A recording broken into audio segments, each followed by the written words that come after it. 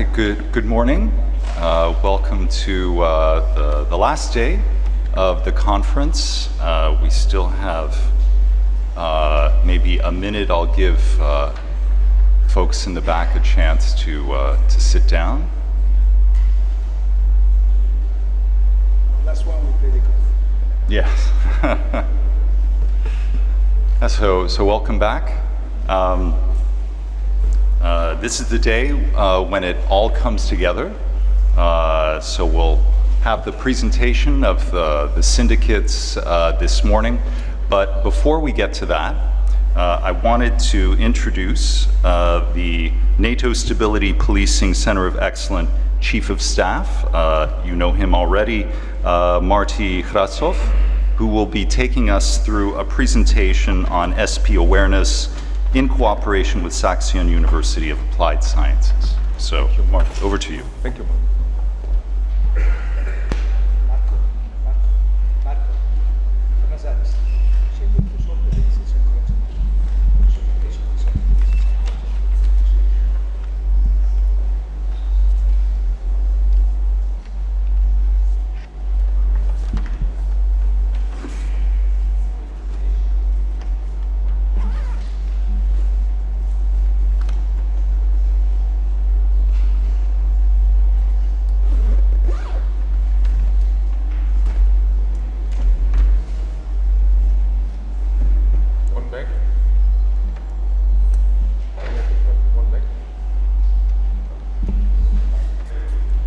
Good morning, everybody. Good to see you.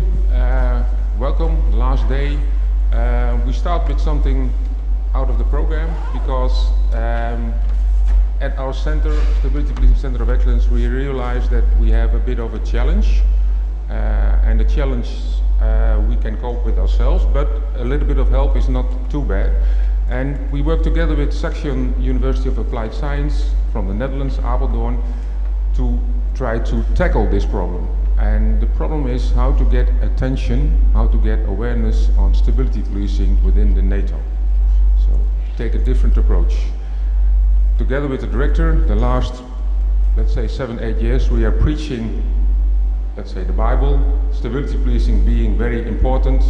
We know it's a strong message, but in the end, it doesn't resonate that good within the NATO, let's say military environment. So how about trying to take a different approach? And maybe we can try something else. So together with SAXION, we took up this challenge and tried to see what we can do to improve this. Yesterday afternoon, 5 students arrived who worked on this project. Let me introduce them to you. Britt first. Can you please already go over there for the presentation? Then we have Daniela. Jente, Zoe, and Esme. So 5 of them worked on this project, and next week, more or less, they will present it within the school. And I thought it was a good idea to share this with you, not only to share, but we also need a little bit of help, but I will come to this at the end of the presentation. Raising awareness, how do you do that? Especially in a military organization, it's hard. So you need to be quick, dirty, maybe something like an elevator pitch to reach to military commanders to say, well, this could be an interesting, beneficial tool for your, let's say, capability and toolbox. So I'll give the floor to Britt to talk you through the project, and we'll come back to you on the last part of the presentation. Britt? Yes, thank you, Marty. Good morning, everyone. To create a sufficient prototype, we must create a comprehensive main question. Therefore, we stated that our main goal is to create more awareness for stability policing among decision makers.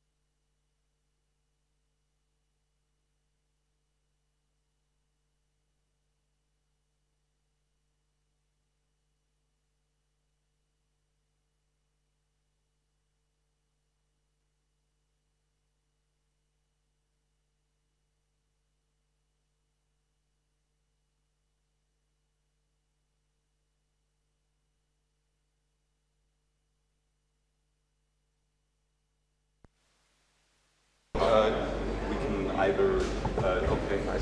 Or I can just, oh, it works. Great.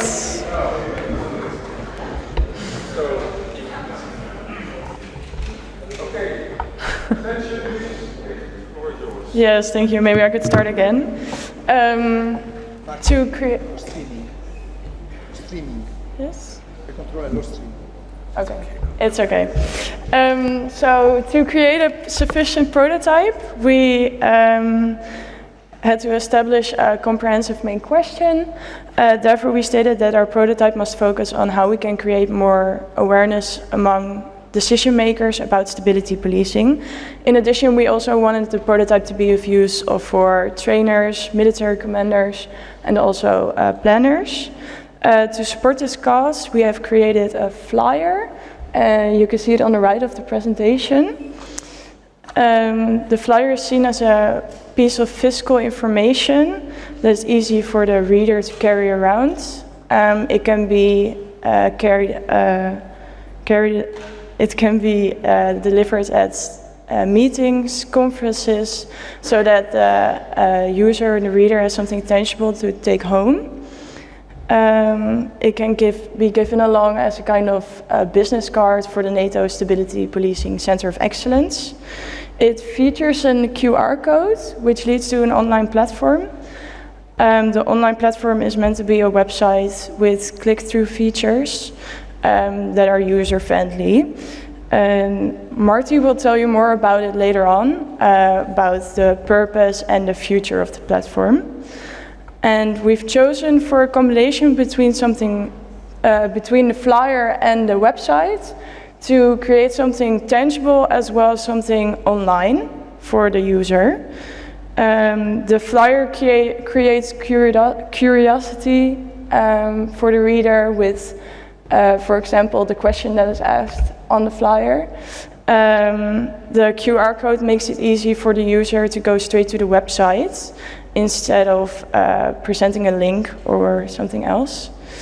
Perhaps Marty could tell more about the use of the platform and what's the purpose of it.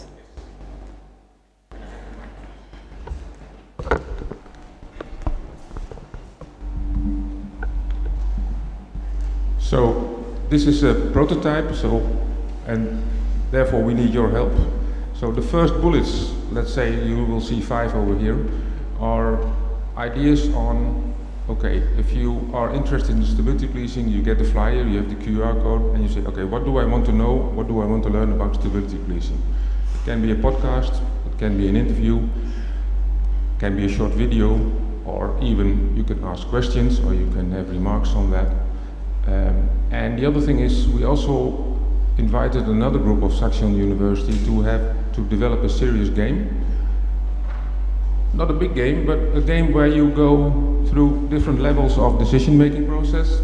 How to plan a stability policing, let's say, operation. What do you really need? Do you need forensics? Do you need specialists with police capacities? Or maybe you need military means? So we are also in the prototype development moment at this stage, so we will try to get this working in 2024 together with the flyer. So, and this part, we need your help.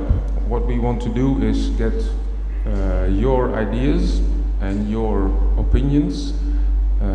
Before we put on the next slide, you will see a QR code. Please, when you see it, pick up your phone and click in, and you will go to a survey, 4 or 5 questions, not too many, it's quick. Please reply on them, and then we have your ideas, and we can work on that for the next, let's say, weeks and months. So when we are developing this awareness tool, we can make it even better. And it's the same process we will use when we go to, like Britt says, conferences, or we have visitors.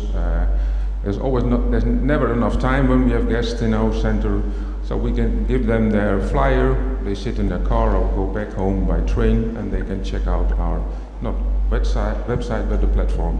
And the platform is catchy. It should be quick and dirty, like an elevator pitch. So people are interested to enter it and also are not obliged to go through all the stuff which is most of the time on the website.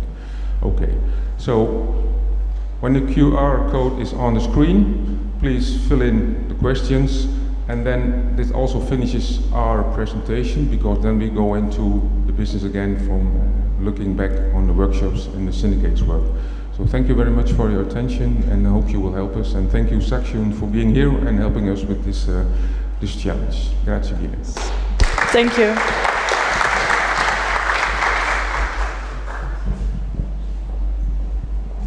The first 6 rows are sure to have it. If you are in the program category, you should go a little bit closer. So it will be.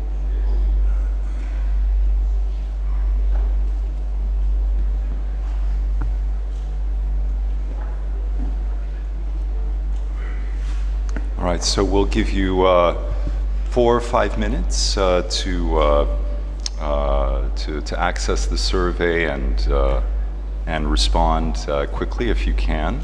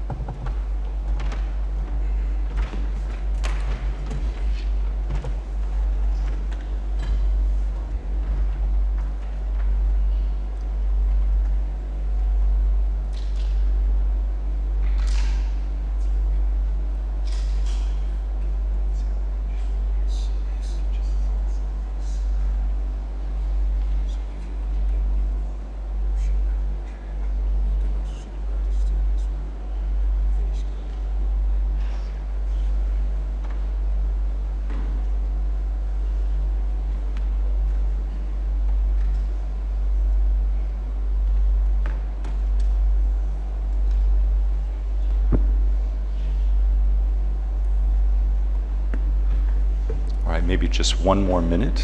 I see some people are already finished, but we'll give you 1 more minute. It looks like at exams, no?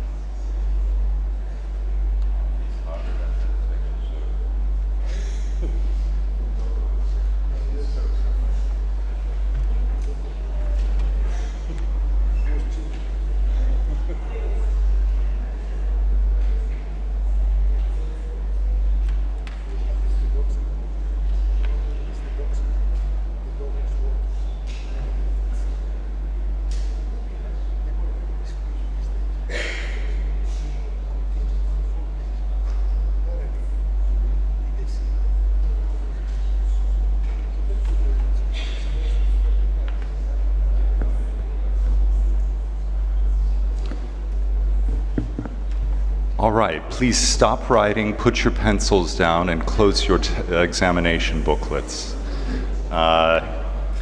Okay, so thanks very much to the group from SAXION University, and thank you all for taking the time to fill out the survey, which will be incorporated into the project. And now is the time to move into the results of the syndicates. So we have, let's see, 30 minutes for each syndicate presentation, which is roughly divided into 20 minutes of presentation, and then we'll have 10 minutes of debate, questions and answers for the presentations. And I'd like to invite the presenter for the Syndicate on Conflict-Related Sexual Violence, who I think is Ms. Isabel Steidl. So please come forward, and when you're ready, the floor is yours. Mark, in the meantime, let me wholeheartedly thank the SAXION University students. Thank you so much. Grazie mille. We did appreciate your initiative, the fact that you reached out, Marty, and I do believe that it will be really groundbreaking. So I'm really intrigued to knowing the outcomes of your efforts. So once again, thank you so much. Then I will have a chat with you later on. Thank you all. Thank you all.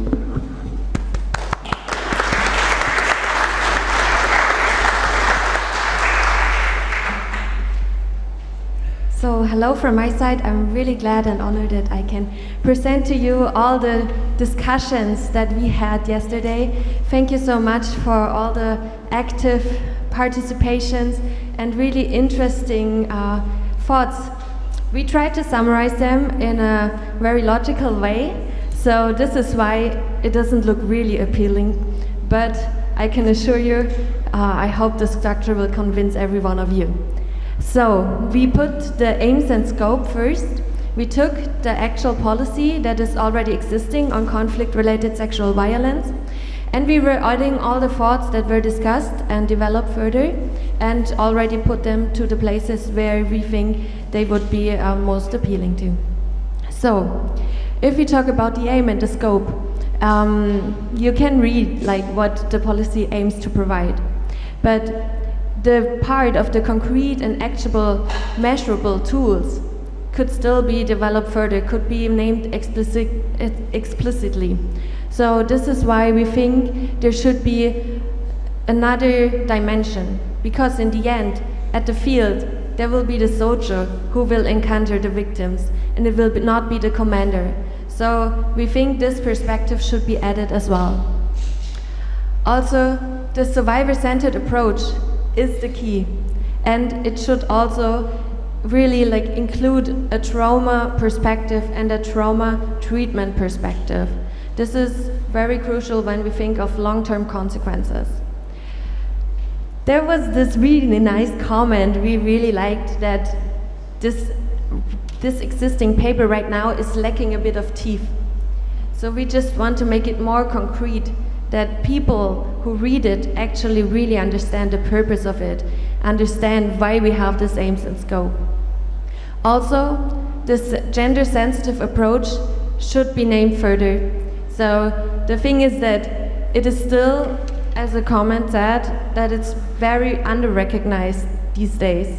So we should develop further an approach how to make it more inclusive for everyone, so that everyone understands why everybody will benefit from having a gender-sensitive approach and from not having stereotypes, from not having biases, so that in the end everyone will profit and will be seen as the human as they are, and not just based by their gender. Also, another thing that was mentioned that aims the aim and scope is that stability policy can reinforce gender advisors' actions. So they can offer tools that commanders can use to address the issue. So when a commander plans how to do a mission, there can be this advice by gender advisors. And this should be a crucial part, as planning is key. the next part is about the prevention. We talked a lot about the prevention, and as in the first presentation it was pointed out as well, the prevention is actually the most sustainable part, of course. So this is why we were all very glad that there was a lot of discussion about how to dig deeper in prevention and how we can assure that there is sustainable prevention. So, a point we really dig further was, what are people's insecurities? What are the insecurities of the local people at the mission? This is why it's crucial to talk to them, to listen to them, to interview them. And this is why people have to talk to each other at the base. Conflict-related sexual violence is sometimes highly visible. There were a lot of examples, but sometimes it's not visible at all. So on the one hand, you may need specific preparation in order to prepare your soldiers that they're gonna see a lot of sexual violence. On the other hand, in another mission, you need to raise awareness that there can be sexual violence that is totally hidden. So it really is case specific, and this is why you need to see the extent and you need to remember these different dimensions when you plan the mission. So also another point that was brought up is that conflict-related sexual violence is not an exclusive responsibility of the military, as stability policing aims to bridge the gap. It's about the thing, if there are specialists needed that are experts in this field and that have already the skills. But are they from a specific police domain? Are they from NATO? It should be considered in every mission which person might be the one that's most suitable. Also, a lot of times we talked about the cultural sensitive approach. So every society is different, every country is different, and every culture has different topics that are taboo topics. So this is why it's so important to understand the culture where you're going to in order to really see the conflict-related sexual violence. Also, another point was the communication campaigns to spread self-protection. A good example over there was to advise people to take whistles with them. Just a small action, but it can have like a great impact. On the other hand, it's sometimes also even to make victims realize that they are survivors. Some even don't know that, and this is why there needs to be put a lot of effort into communication, how to communicate, and also how to inform about the NATO engagement. So, to talk about how NATO is communicating is a key there, to address it in a sensitive way, to make it very approachable, and to make people, survivors, victims, come to you and to report. Also, as we already heard at the first day, women are generally more oppressed in conflict situations. But we need to take into account that every person can be a survivor, can be a victim. So sometimes stereotypes and biases do hinder us, and this is why we need to raise awareness and need to raise sensitivity, and why there's a strong need for training. So this leads us to our next point. Here we talked about that training should include also procedures that are previously defined, so that there's a hands-on best practice catalog where you can choose from, and that there is strong advice, not only this is our aim, this is our scope, but what to do if this situation occurs.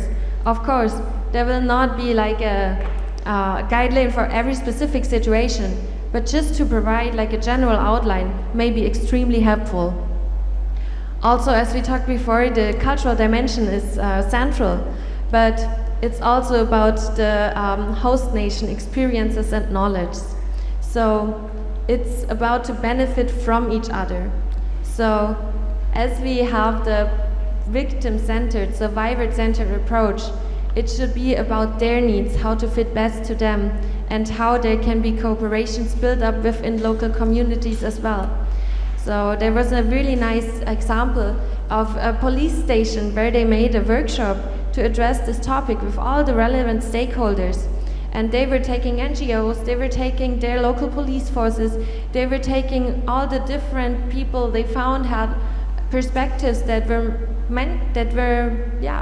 crucial for the topic, and then they just build up a strategy together. And this was said to be very impactful and very long lasting. So also, of course, if there is a need, there should be training provided also for the host nation law enforcement agencies. So to take the specific expertise and to bring it to a victim-centered mindset in order for victims, for survivors and victims to be treated in the best way. The next slide is really a little bit packed. I'm sorry for that. But the key thing about responding to the conflict-related sexual violence is that, of course, if you can't do prevention anymore, how to respond to it is really, really important. So we need to have specific guidance, protocols, procedures in order to give some guidance, to give a hand in this really extremely challenging situations. The planning is crucial, and so the response will be really limited if there's not any action planned before. Forensic can be paramount was our first way how we wrote it, because if we don't have forensic, how can you prove that these crimes happen? So the forensic part should definitely be included, and there should be also a highlight on that. But also, there need to be specific rules of engagement. And the 23D, do not interrogate or interview victims, is a very strong quote. It's a very strong rule. But is interviewing already, are you okay? Can I help you? These are things that are not defined yet. And we need to dig further, we need to develop them, and we need to develop them in a victim-centered approach. So, if there is no need stated in the planning phase, then there will be no personnel, no forensics, no funding. This is why, in the beginning, always there has to be this dimension of conflict-related sexual violence be planned and be considered. Now I'm gonna hand over for the best part of the presentation. Oh, no, it's not over. It's not over. So, who's up for a nice cup of tea? Don't be shy. Who's up for a nice cup of tea? Please, show your hands. Nobody? Nobody wants a cup of tea? Okay, you can have it. You can have it. Anybody here? No, sorry, you cannot have it. Because I'm sorry, according to our funding regulations, we can only provide tea for military personnel, police, academia, but only for professors. Sorry, not for students. I'm sorry. So this is not a joke, unfortunately. It's to explain visually why we were mentioning about the need of specific rules. Because, I mean, there was already mentioned this very nice initiative of having Afghan police together with representative of the population, etc., and so forth, to bring all the needs together. And guess what? We found out, thanks for mentioning that this project was hindered, you will never guess, by the fact that according to the regulation of the mission, there was possible to fund the T, so talking of billions of dollars, of course, only for the Afghan police, but not for the civilians. So this is why we insist on specific rules, because anybody here working in a military environment knows how strong rules are. We don't have our thing on here?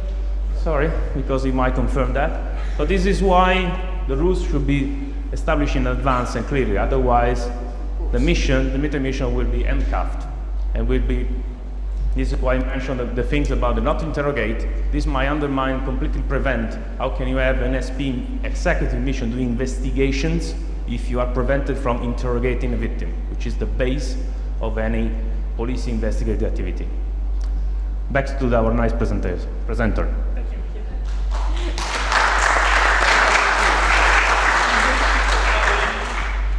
No, but I'm gonna make it quick. So, there was also a discussion not just about tea, but also about how to create, and if there's a need to create a special unit in order to deal with sexual violence based on best practices, maybe like the UN, but also to have a center to take the expertise and to ensure continuous learning within the society and within the organization itself.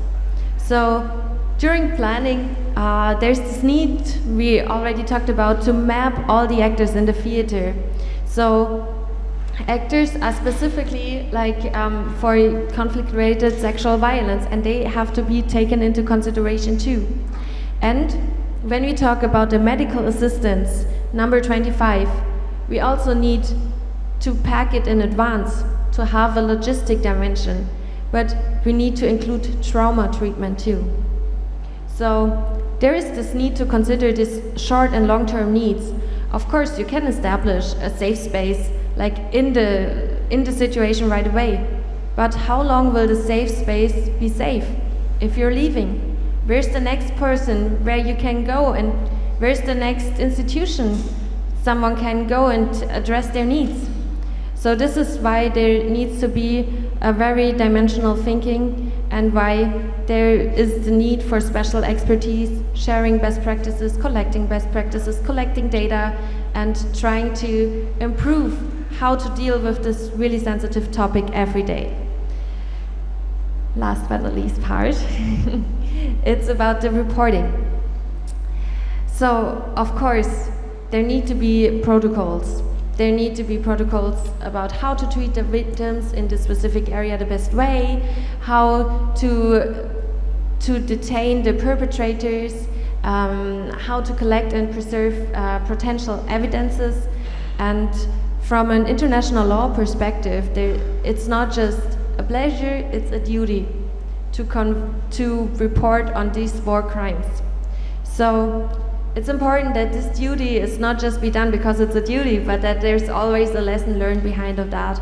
And this is why it's so important to collect the data as well, to take it and to develop further measurements that can be even more sensitive to the victims. So, thank you so much. That's it from our side. We hope you all would like to enjoy a cup of tea now. That's why I can assure you just another very brief presentation, and there will be at least coffee waiting for us. Thank you so much. If you have any questions, we'll be glad to answer.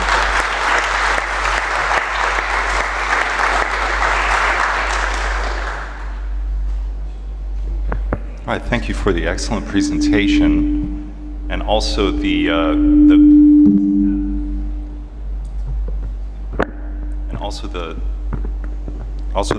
visual illustration. I think that really drives home the point of the specificity of the rules and regulations. Yeah, so as Isabel mentioned, are there any questions? We'll open it up to the floor. I see the first one and then the second one, but we'll do one by one. So. Chief of Dr. Stefano Bergonzini, NATO Stability Policing Center of Excellence. I loved your presentation. I was not surprised. I expected good things from you. You spoke about, or you had a discussion about the messaging. Was there any discussion on the strategic communication aspect? So we do not expect NATO to actually conduct CRSV. There is internal mechanisms to prevent or to sanction NATO troops doing that. Sometimes it does happen, but there is rules for that. There's the military, and that's fine. Was there any discussion on the communication, the messaging that NATO can bring? Okay, the other forces have been conducted this. This is the dimension of the problem. This is what NATO is doing to actually bring a helping hand and whatnot. Thank you.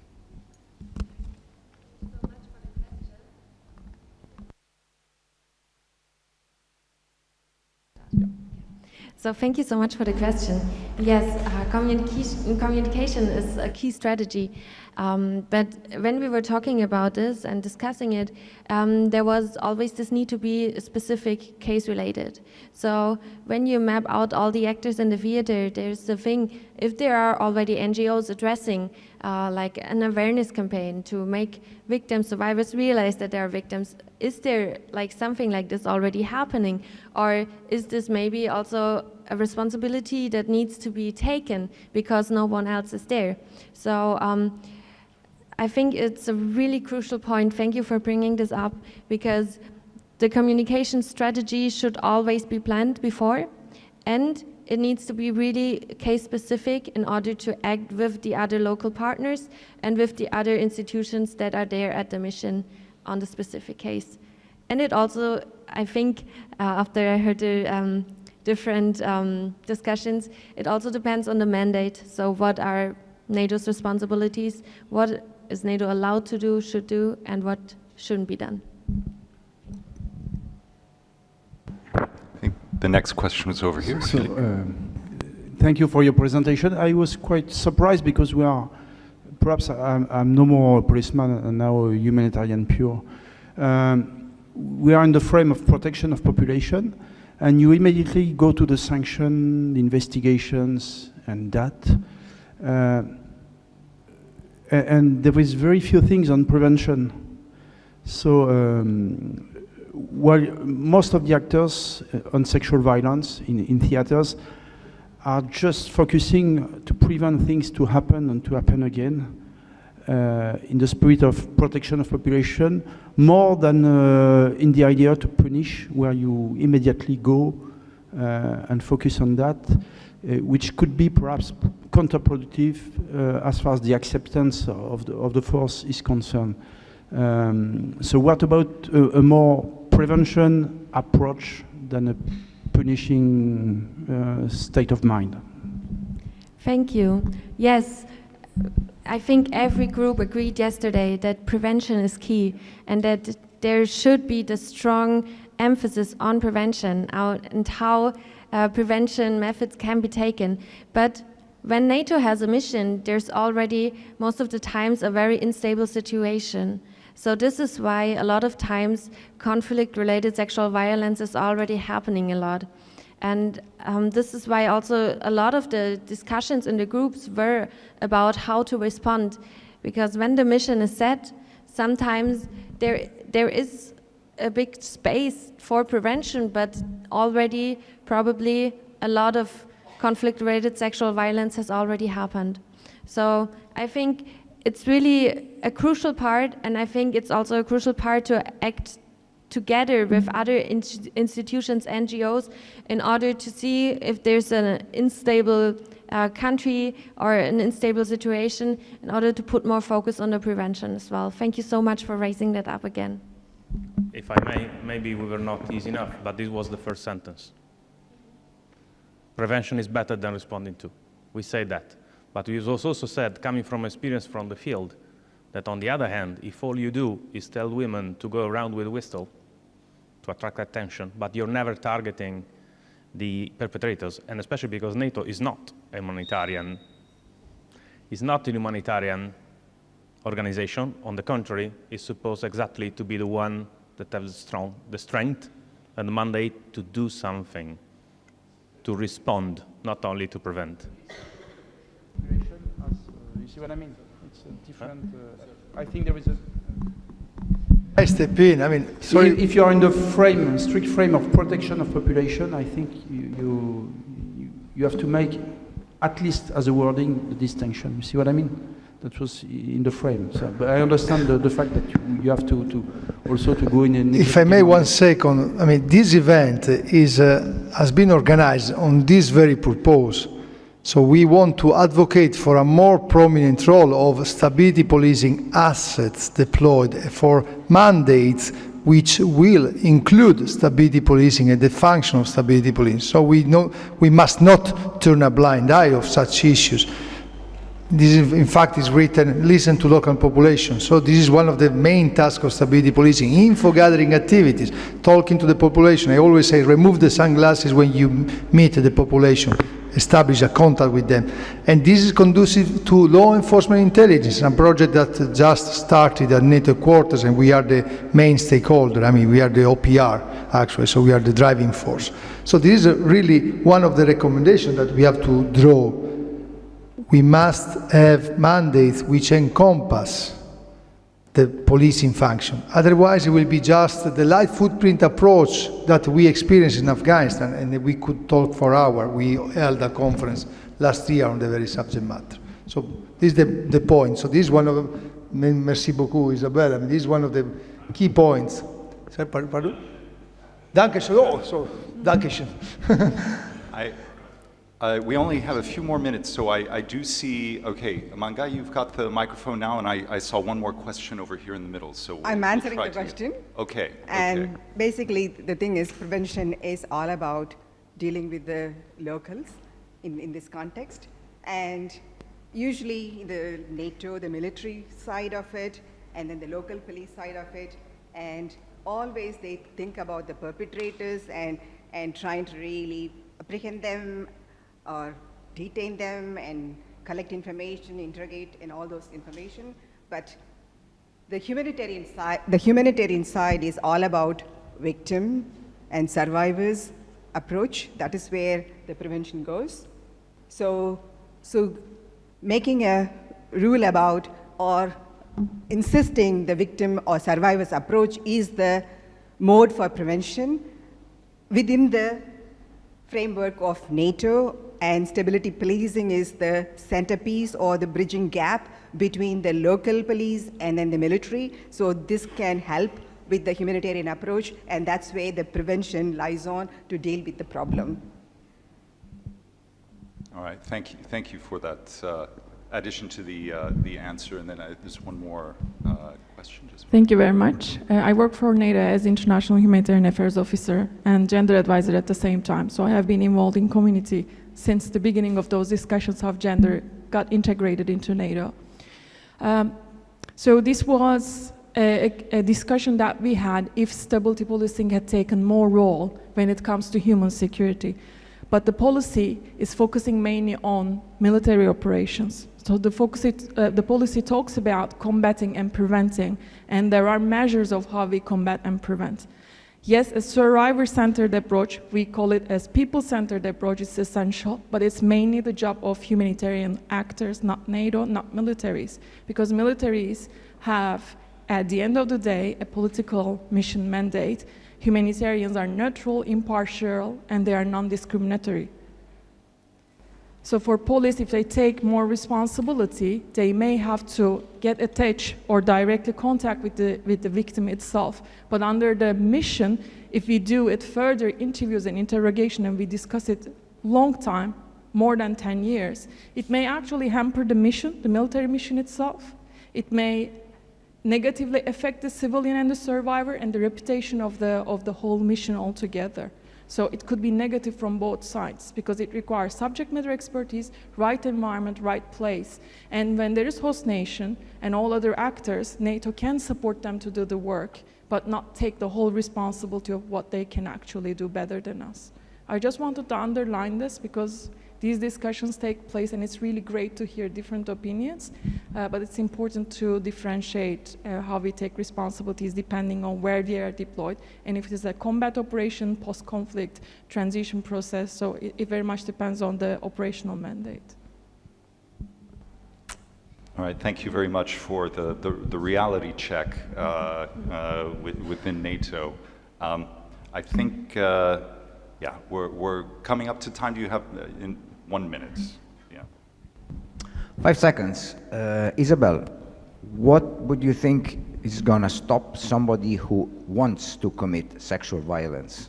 Is it generic information that takes a long time to actually get through and show events, or a credible police force that you know will investigate the case and come for you? Thank you. I think that's an easy question to answer. So, of course, it's about sanctions, and if you see that actually the crimes that are that the crimes are actually identified as such, that they're looking for the perpetrators, that people are going to be detained. Of course, this gives security in every situation and in every society. And also, I just wanted to take up with the other comment because I think it's so important to have, on the one hand, the cooperations with the NGOs, with the other institutions that are well more trained, that have way more expertise, but also if there is a soldier in a mission encountering at the first spot conflict-related sexual violence, that the soldier is trained and knows what to do, where to go, how to talk to. So this needs to be dependent on the mission, dependent on the case, that the person who encounters a person that was targeted with sexual violence can react accordingly to what's best with the survivor. But thank you so much for this really great outline. Just to comment on that, because yes, we discussed a lot. We perfectly understand the political stance in being implicated directly in the investigation, but this is exactly what NATO was asked to do in real operation, Kosovo. In Kosovo, the stability policing unit were tasked with general policing. So if we stick strictly to this point that you do not interrogate, you do not interview victim of conflict related sexual violence, we might be in the extreme case, and so I leave the question for you, for NATO, that the NATO troops stability policing will investigate any kind of crimes, from house burglary to homicide, but not the sexual violence. I'm asking to you how that will be the message. And I can also ask about the war crimes. So it means that you will investigate war crimes, mass killings, torture, sorry, not the sexual violence. I'm doubtful. All right, thank you very much. To the first syndicate, please join me in offering them a round of applause for the presentation.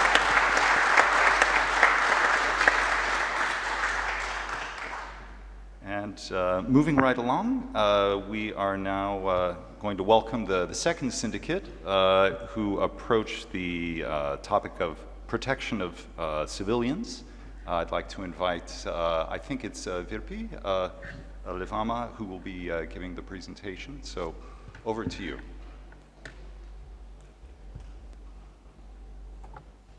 So, or I don't want to do this on my own, so I would actually like to invite Philip, Marla, Mark, and Martin to participate here as well, because we did all this thing together. So if you can have you guys here. I promised to tell you a little bit about the process that we went through, how we did the work, and some of the findings, but then we will have discussion and inputs from the, I think you can stand in front of that somewhere over there, perhaps. The thing that we wanted to, yes, and this works. Perfect. Thank you supporting me. You can see you can't go wrong with a good team like that. So now what we wanted to focus on was actually what is the role of stability policing when it comes to protection of civilians. And I think the first thing that I had to mention before we actually go into the topic even more in depth is that we had a short discussion. It was only with one of the groups, but we looked into the how human security was dealt in AGBO 1, and we realized that when it comes to protection of civilians, actually we should perhaps make a sort of note that we need to change that, because protection of civilians is about using force. It doesn't matter if we use the security force or if we use the stability policing, but it doesn't really fit into the idea of how UN defines human security, because when UN finds protection of civilians, they would also have the use of force when needed. So that was sort of the starting point for what we did. So what did we do? We were trying to answer to the question, how can stability policy contribute to implementation of the NATO POC concept? And we looked into the tools, competences, and capabilities that it has. We went through it by looking into the NATO POC concept, because in that concept, the very first thing you have to understand and you have to study and analyze is the human environment. We sort of focused on the fact that it's called human environment because we want to have the population-centric point of view. We actually really want to know what are the security needs and concerns for the different parts of the population so that we can go into the population-centric approach. We looked into the three lenses that are in that POC framework. Mitigating harm, that's the only one where NATO will have a leading role. And in mitigating harm, we look into own actions and others' actions, because those two are important but a little bit distinct parts. And I think it has a quite nice link, the perpetrators on the sort of mitigating harm from others' actions, to the previous presentation that we heard as well. The other two, facilitating access to basic needs, and that is of course the civilians and the aid workers that are in lead, and military supports only when it's requested. We had discussions a little bit later how that might change if we go into the full combat situations and Article 5. And we also look into contribute to that safe and secure environment, where we of course have the local authorities and the host nation in lead, and we are supporting that. And we did a little exercise with stickies, so we invited everyone to participate, and I'm not going to go in sort of trying to talk to you by just showing the pictures of all the stickies. But I think the main thing that we noticed that, of course, because of this audience, we found more things perhaps under the contributing to safe and secure environment than for others, but we found things in all of that. And I think it's really important to remember that when we go and look into the stability policing role in this, we need to unite the forces that we have and use all the capabilities. So therefore, I really love the first presentation of today, so trying to take into account what can stability policing bring to the table. So we identified three main ideas. I think it was very interesting and very important finding that it might be easier for the local population to actually be in contact with policing forces, and therefore we can really contribute, or stability policing can really contribute to the understanding of human environment. And of course that leads to, when you have that kind of, you're more approachable, it is easier to fill into the knowledge development and situational awareness as well, because you be in that interface with the locals. And the last one, I think this is something we just discussed quite a lot with the previous presentation as well, the integration of all the capabilities, civilian, military, policing as well. And also we had quite a lot of discussion on how all this needs to be in every actor part of the planning process, and we talked about the day zero integration of getting everyone on board as well. So that was the first part of understanding the human environment. When it comes to mitigating harm from own actions, of course, there's a huge importance to be in line with the legal things, domestic law, IHL, international human rights law, refugee law, so on. Code of conduct for the forces is important as well. I think that goes to what we just heard on the conflict-based sexual violence as well.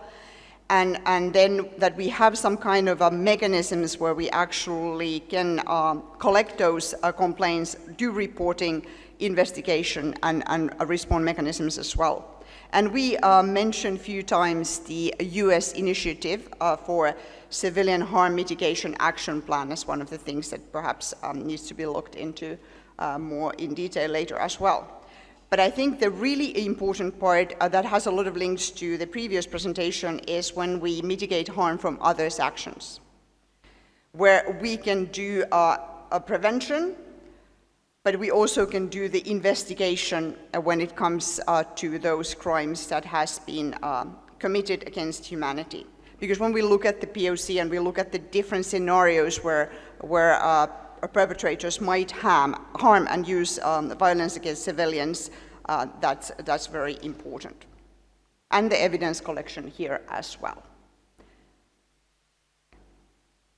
So when we looked at the facilitating access to basic needs, we very much wanted to highlight the requested by host nation on humanitarian actors to be like the guiding part in this. But we have a lot of capabilities that can be used here, of course, both military but also from the stability policing side.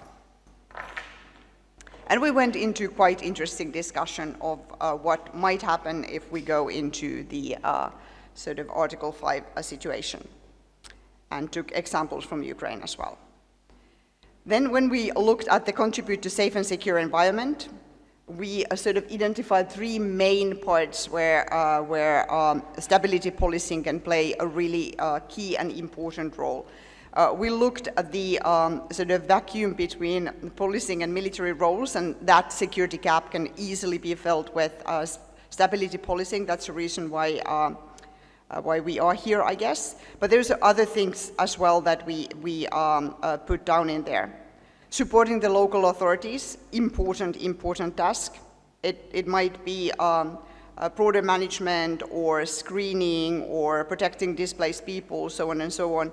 But that's very important, as well as coordinating the key infrastructure. And I think the thing that we spend quite a lot of time with is the last part. How can we then support the competence development of the local sort of authorities? It can be security sector reform, it can be other things as well, but that's a really crucial part where stability policing can help implementing NATO's POC concept when it comes to contributing to safe and secure environment.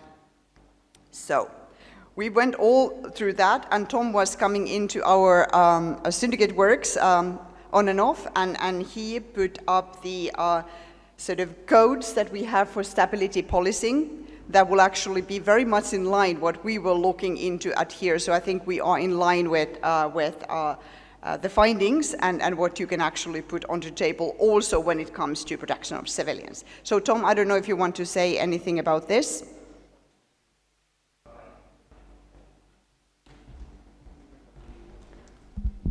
Yeah, thanks, Phoebe. I mean, I think this is quite interesting, having looked at all the different groups. What sits within the existing capability codes does meet with a lot of things we've discussed in all the different groups. It's something I was going to touch on later, probably after all the presentations, but this now speaks to the next step for stability policing. You know, how are you guys reflected within the command and force structure? Because that, to me, is not clear now. I don't know who to talk to at SHAPE, for example, about stability policing. When we run the civil environment working groups, who can I bring in that brings your expertise into that part of the battle rhythm, and then how is that reflected at the operational level and of course at the core level? So I think that's the next evolution, because clearly the capability statements are meeting what Verpi's talked about, what Group 1 talked about in many areas. So how do we then, you know, linked actually to your guys' project, how are we then circulating this within the planning groups and the planning teams and the crisis action teams? Because that's not clear to me right now, and that's clearly what we have to deal with next. So, but I've rambled there, sorry. Tom, thank you so much for bringing up this, because guess who drafted it? So it was the center which provided SHAPE with the capability codes and capability statement, first and foremost.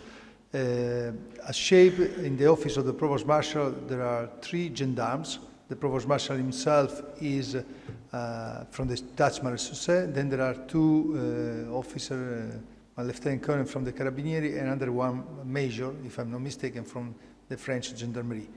They are the entry point for our subject matter, and I will make sure that they will connect with you, for sure. Thank you so much for bringing up this. Perfect. And I think now it's time to sort of take the last slide.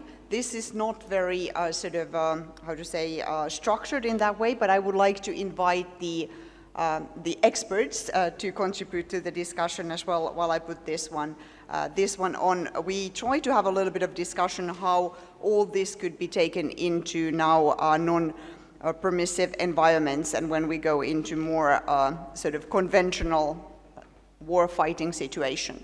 So I wonder, Philippe, if you wanted to add anything on from the work that we've been doing and discussions that we had in the syndicate. No, thank you so much. Congratulations, it was great. You are the one. He was helping us a lot with the IHL-related things, because the legal framework, of course, is important part of that. So the most important person of the work, Mark, who was the note-taker. I don't really have anything to add, other than maybe this is perhaps on the more kind of interesting slides, because I think, or kind of part of the exercise, because I think when he talks about kind of stability policing, it's very hard to kind of talk from the same kind of frame of reference, and I think a lot of us were kind of really trapped in a very particular historical context where perhaps stability policing had been applied, or should have been applied, or could have been applied. And when it came to looking at the future, I think we were all kind of talking from historical examples that maybe didn't quite translate. And so we tried to kind of imagine maybe how, how stability policing could look kind of when we put, our kind of biases and et cetera aside. And so this is what this was. And well done for presenting, that was excellent. Thank you, Mark. And then Marla? Yeah, just a couple of quick points. So I was taken by one of the things that was on the first slide of the other presentation, which that this work is tactical. Like, we're talking about this at a very high level. NATO has amazing strategic level, political level documents on all of these topics, but really understanding what we want the soldiers to do, like how to protect and what we want them to do, whether they're soldiers or police. I think that's incredibly important, and I think that's the next step, and hopefully where some of this work that we're doing right now will lead, because if we just say that this is something we believe in and we want to do and our governments think it's the right thing to do, but don't give our soldiers and our police the tools and the knowledge and the skills and capabilities to do it, it's not going to happen. So that's the first point. And then the second point is that I think it is really important for us to look at that differentiation between military and what we expect them to do, and policing, stability policing, and what we expect them to do, because there's a little bit of a mix, I think, at the moment. Like, there is not clarity within, from my understanding, within what NATO is as to who would be responsible for what, and we ran into that discussion multiple times in every single one of the syndicates yesterday. So really making it clear what we expect the military to do for some of these things, which may simply just be a reporting capability. The military is not meant to do everything. There are organizations out there who do this. We heard from Europol. We have NGOs and IOs that work on these topics. So just understanding that just because everything looks like, this is an American saying, sorry, but just because you're a hammer, it doesn't mean that everything is a nail, right? So like understanding how to link up NATO capabilities to what already exists, and that gets to linking up day zero with capabilities that are already native on the ground. May I just chip in? This, what you said is really important, and we bring the idea to have the policing capability included into the military one. So, and the stability policing unit is interoperable with the military, and it is part of the military themselves. So in NATO there is no specific pillar for policing as it is in the UN, but yet, still, I would say, we can integrate it. We do integrate. We have been integrating with them for years, since 1998 in Bosnia and Herzegovina, still integrating in Kosovo. So that's great, and I appreciate that. I think the concern from a humanitarian standpoint on something like that is that if a military has, if you're in a conflict, certain rules. So are you saying that then stability policing would be under IHL rules, or are they still under national rules? Are they under IHRL? I mean, that's my concern. That's why I like a clarity between the two. Like, for example, the UN does it that way. They're separate. They're not under force when formed police units are deployed. So that's just the clarity that I personally, from the outside, would be looking for. So first and foremost, we speak about a function. Stability policing is not just the actor. And then the translation into a unit is the stability policing unit, which for the time being is still multinational specialized unit. This function, is comprised within the operational plan of the mission, which derives from the mandate. So if the mandate provides for expeditionary police function, because NATO is usually the first responder, then other international organizations step in, which should provide also the policing function. But usually, the experience shows that history shows that first NATO deploys and fills also the policing gap that we also call security gap, but technically speaking is policing gap, which is crucial. We must call it policing gap first and foremost. So when NATO steps in, being expeditionary brings along also a policing, not component, but policing capability. As we said, the UN to deploy it takes 9 to 12 months. NATO in the future will be capable to deploy in 15 days 100 100,000 people, 300,000 in 1 month, 500,000 in 180 days. And so this is an idea to have also an expeditionary capability on policing for NATO. You know, in 15 days you can make the difference. Really, you can seize the golden hour. But thank you so much, Marla. Then we have Martin. The last one. So it was. Martin, okay. Yeah. Thank you for the chat and thank you for leading us through the syndicate. I really enjoyed the work with all of you. So thank you for that.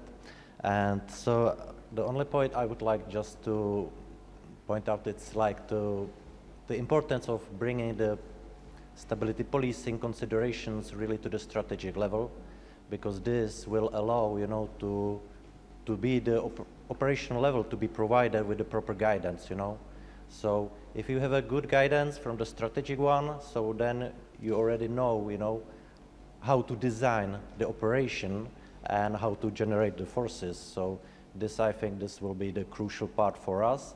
And whoever will plan such an operation on the strategic level, so it would be always good to have someone, you know, who will bring, you know, the SP dimension into this considerations. So that's all. Thank you. Thank you. And if I may, before I open for the discussion, sort of sum up from the point that I was looking at this discussion at, I think a lot of that has already happened here, but I think it's very crucial to know and have the competencies and capabilities. But in order to do that, you need to have education and you need to have training, you need to exercise, but you also have to have a very clear understanding of who does what and who can bring what to the table. And I think that's the starting point of the discussion that will need to continue, because if we put this into the main topic of the conference, that is human security. And we know how hard it can be when we look at the silos, we look at the POC, or we look at the conflict-based sexual violence, but how do we then bring that all together in the way that we want to, so that it would be as easy as possible for the boots on the ground to do their work as well, sort of supporting the NATO's idea of human security and knowing and having the right competence and capabilities to do that. But I think there were questions already, so we have a team ready for answer. Yes, some clarifying for everybody in the audience. Article 5 is when NATO is attacked. I have two points that are not clear to me. One is the risk of stability policing role transitioning towards military policing, although SP has not a frontline role. Well, actually, frontline, yes, they can. If necessary, you can send stability policing units to actually do combat. You probably should not use your policing asset to do that, but if nobody else is there, yes, you should. And another thing is, hybrid activities sit between Article 4, which is consultation within NATO, and Article 5, which is, as we said, attack of NATO, as do most SP tasks. And the question would be, why did you not mention Article 3, which is resilience? Thank you. Yes, I said these were notes of the discussion. As I said, these are not polished in that way. The first one that you said, if I remember right, I think we were bringing in that in different nations we had a different sort of division between these tools, and that's why we need to, in NATO, be more sort of, yet again, understand the roles and responsibilities when it comes to the NATO-wide sort of system. I don't know, was there anyone who can refer to the Article 4, 5, and 3? Maybe not the articles, but I think one of the important aspects of the discussion that maybe isn't quite fully reflected there is that there are very particular kind of styles of unit who are able to undertake this role. And for example, in the UK, where the military police is fundamentally soldiers who have a policing role within a very specific military context, and then police officers are civilians. We don't have this gendarmerie style kind of hybrid or paramilitary kind of force. And so I think the point there being made was that the distinction between military tasks military policing and stability policing need to be recognized, because without the correct tools for the job, you could very easily find yourself transitioning between one and the other, or having military police officers who aren't maybe trained or equipped to do a stability policing job find themselves kind of pulled in, and so it's trying to avoid that kind of sliding effect. Mark, apologies, but stability policing is a function. The actors, there is a vast variety of actors. Military police can be an actor, so we must not confuse the function with the actors. This has been a struggle for 3.5 years for me. And I mean, Stefano can speak for hours about this very issue. Actually, in the UK military police, there are, especially in the reserve, there are great reservists who are cops on the beat, so they do know the matter. So don't look at the actor. Think about the function which can be discharged by a vast variety of actors. We talk about, in the mitigation of harm, of focusing on the facilities, no? Escorting the convoys.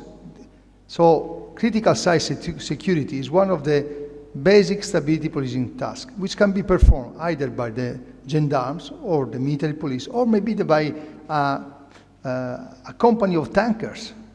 They are more robust than the police. So look at the tasks which are discharged. The recipient of the task shows you which is the function discharged. Military police is focused on the force as actors when discharge mobility support, for protection, and detainees function, and policing the force. But when we have to focus on the civilians, this is our matter, the matter of the stability policing function, which is discharged by gendarmerie, military police, and the military themselves. So, question for actually all of you, 2 parts. Referencing the conflict continuum, can you specify in the conflict continuum where stability policing hits in the continuum? All right, so part 1. The other part is you talked about policing gap, that there needs specificity on the function on the gap. So if you're like, oh, there's a policing gap here, well, what part is there a gap? Do I need more of this or more of that? Because when you lead to the operational so what, the operational so what is the current condition and your distance from the objective. And are you progressing or regressing? That's what the commander wants to know. Tell me the so what. The so what, you're going the wrong way. That's the so what, because you don't have the right resources. So the idea of talking about which gap, but then the gap of the policing, your thoughts on where it is in the conflict continuum. It's like, oh, we're somewhere in the conflict continuum. Well, right now, that's a policing area, stability and policing part of the conflict continuum. Can you specify that, like not right now, but later thoughts? I don't know.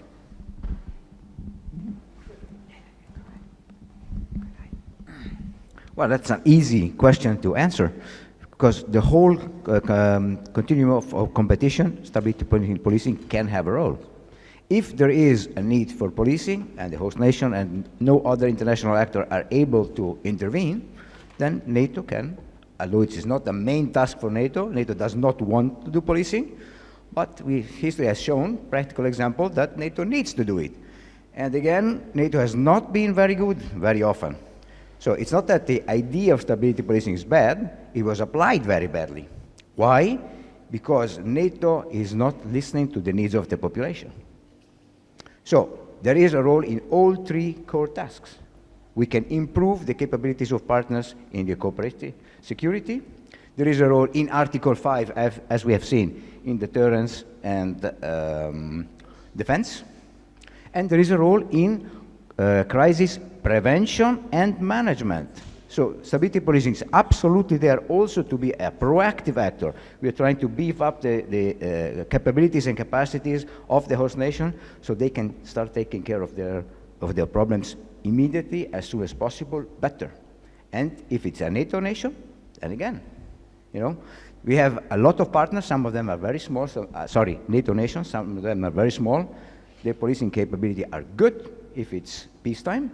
If they're actually confronted with a very large enemy, then maybe the policing capability are not enough. And this is where other allies can come in and say, okay, listen, you need help with your migrants? Here we have stability policing. Thanks. I'm going to address the conflict continuum because, so that's a great concept. It doesn't work so well in practical capabilities. So I'm a quasi sort of person that functions between academia and practitioner. And I struggle with that because you're often vacillating between several of those levels. So you may be in an early stage of competition, but you're on your way to conflict in another area, right? So I struggle with trying to fit things neatly into that because I don't think that actually fits conflict in the way that we've seen it work. However, I know it's not your concept, so I'm just answering your question. I think we can use it as an analytical guide to understand what are some of the driving factors of the conflict at the time that we think the conflict is in, right? Understanding that it can change from week to week. I think that the gap that we're talking about is primarily between, like, you don't just go from 4 to 5 like in a minute, right? You know that there is a process. It could go like this, it could go like this. But I think understanding that we're in competition, we know there's like a little bit of a rub between country A and country B to, okay, country A attacked country B and now country B is going, or country B in the alliance is going to respond. I think that's where the stability, for me, I see the stability policing gap. Before you get to that hard conflict moment, you may need some capabilities that the local actors don't have that could really be something that, based on that long list that NATO has of their capabilities, that they could fill that before you need to get that hard security actor in there. This, do you want to say? Okay. No, go ahead. I think it's really good point to raise, but we do have a framework with this. So under DDA, we have a mechanism to address the peace conflict, and that's the peacetime vigilance activities that used to be called BACO, now peacetime vigilance activities, which is an attempt to link that peace with crisis conflict, and then the regional plans, national defense plans, which are not only Article 5, by the way, they also look at crisis response in relation to the terror threat. So I think perhaps we need to re-examine what the peacetime vigilance activities are that link to stability policing, because I don't know the answer to that. I know the CIMIC stuff, but I don't know the stability policing stuff, if any. So I think that's potentially a task that comes out of this, is to examine the peacetime vigilance activities and what you guys are doing and what those activities are. That's a constantly reviewing process, so we're able to influence it any time we want as the situation changes. So there is a mechanism in place. Yes, it's not perfect for sure. You're never going to be able to gap properly, but at least we have a framework to do that. And I think that's another thing we need to look at for stability policing and human security. Since we're... Oh, sorry, yes. if I may say, before we actually sort of steal more time from your coffee break and get the final words, I guess, from this end of the table, that I want to thank you from my behalf. It was really great talking and learning from all of you yesterday, so hope we can continue this work. Thank you.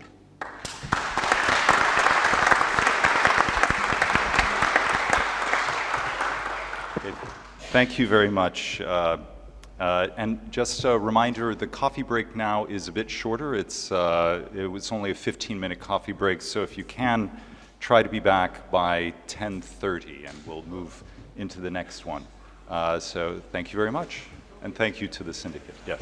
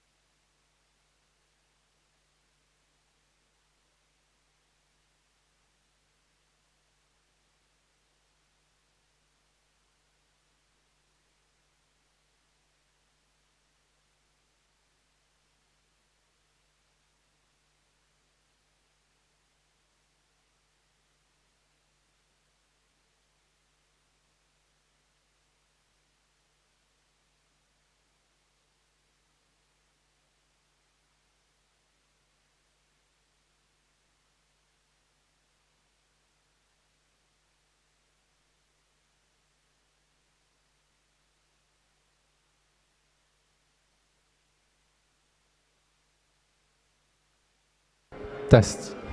Test. Test. Prova, prova.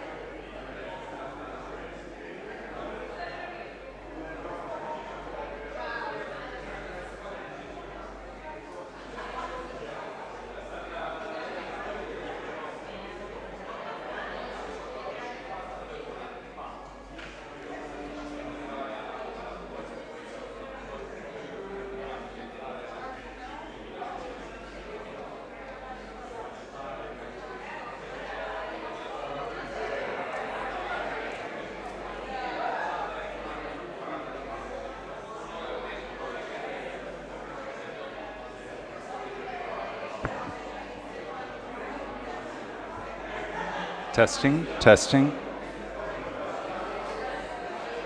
All right, thank you all for coming back. If I could ask you to please have a seat. Okay.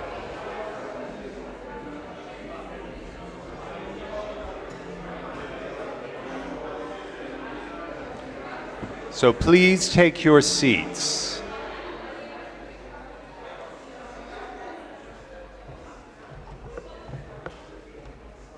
Thank you.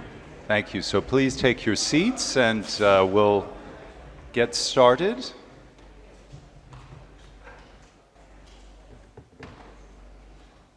All right, thank you. So hope you had a nice coffee break, a quick one this time, but it's nice to have that extra boost. I forgot to pick up a cookie, but that's fine. Okay. So let's move right along to the next syndicate, which will be on countering traffic of human beings. And I understand that the speaker or the main presenter from the syndicate will be Adrian Castellari. If you're... Yep, I'm here. Okay, sorry. I guess our director wants to give us a few words. Aka Berry White for. I'm not seeing it today anyway. Thanks God. You entered and you look at the screen with a picture of the policing gap. Look at it from two different perspectives, as I mentioned 2 days ago, sorry. One is the technical perspective. Can you please go back? Okay.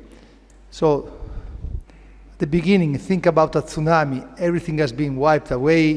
There are no police. So, the capability of policing the country, the fragile state, are very, very limited. So, look at the left-hand corner. And then, as the situation improves, you see that the intervention of stability policing, the development of local police, we have, for police absence, we go to an intervention, and then we just carry out assistance. However, underneath there is another line. And think about, so from a different perspective, not anymore a technical perspective, but think about the needs of the local population, the unfulfilled needs of the local population. This very gap is to be filled by somebody. If we if we don't fill it, somebody else will fill it. Somebody else, I mean organized crime, terrorism, you name it, for sure illegally will be filled. So just to remind this concept which is crucial for us, and this is something which comes from the NATO doctrine. Thank you so much, Adriano. Always my pleasure. Can I have a remote?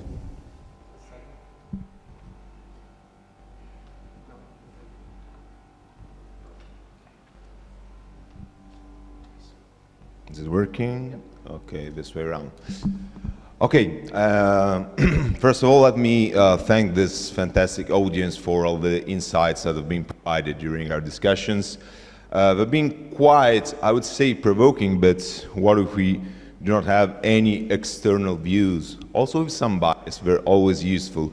And thank you to our chairman, the Deputy Director of NSPCOE, for allowing me to present today. So our concern was mainly on trafficking in human beings, and we are working with starting assessing whether everybody was acquainted with the phenomenon itself. Especially because most of the time we tend to mismatch trafficking and smuggling, for example. And that can be quite a problem, especially when we're concerned about new instruments of power that are affecting our deployment as NATO, but the international geopolitical situation. So I decided to take this generic definition from the Encyclopedia Britannica, which should be more than shared with everyone. So trafficking in person, modern day slavery, exploitation, everything that came out of the syndicate itself. As you can see, human trafficking is not either an end state or a standalone concept. It is something that entails a lot of our crimes, a lot of our situation in terms of actors, in terms of form of exploitation, and especially in terms of crime. We're here to talk about SP, stability policing. So first thing we should be aware of is that whenever we're talking about cross-cutting topics, we're talking about crimes. And if we're talking about crimes, question was, who's going to be called? If we're a victim or if we're witnessing a crime, we'll be calling the police. And that is why we're here today, to foster the role of policing even in a NATO environment. So human trafficking passes through acts, means, and purposes. As you can see, we have a lot of different acts that can be included in human trafficking, which have been talking about recruitment, transport, transfer, harboring, receipt of person. And the means were not only those of people being put into chains and being loaded into a truck and being sent somewhere for any kind of purpose, but there are a lot of different means, and I would like to highlight the fact that deception and fraud are probably the two most dangerous, especially when it comes to raising awareness on the phenomenon itself. Purpose are more than one. And here, also recalling what the other speakers said before, as you can see, it's not only about building, for example, local prostitution out of people trafficked, but also other types, such as slavery. I would add also think of forced abortion, forced marriages, illicit adoption, and that could entail also war crime. Think of an interstate phenomena that leads to ethnic cleansing. So our natural enemy decides to wipe out an entire ethnic group, and human trafficking might be the way we're doing that. We've been investigating also in push and pull factors in that. Some of them do remember also the smuggling, but as you can see, a lot of social factors, a lot of human factors, and that is why still we need to stress the fact that we need to understand the human environment and not only the security environment. The perception that these people will have whenever they're being victimized for the sake of human trafficking. And as said before, trafficking and smuggling, they're two different things. Well, at least smuggling might also lead to trafficking, but not on the contrary. And the first thing we must bear in mind is that smuggling needs at least consent from the person. So I am willing to try an endeavor, an illegal endeavor, to go into another state. Then the end state of myself, that I might not only be paying 1,000 euros or dollars to get to another point, but also after promises of maybe having a plain job, new house, social welfare, then I end being put inside a prostitution circle.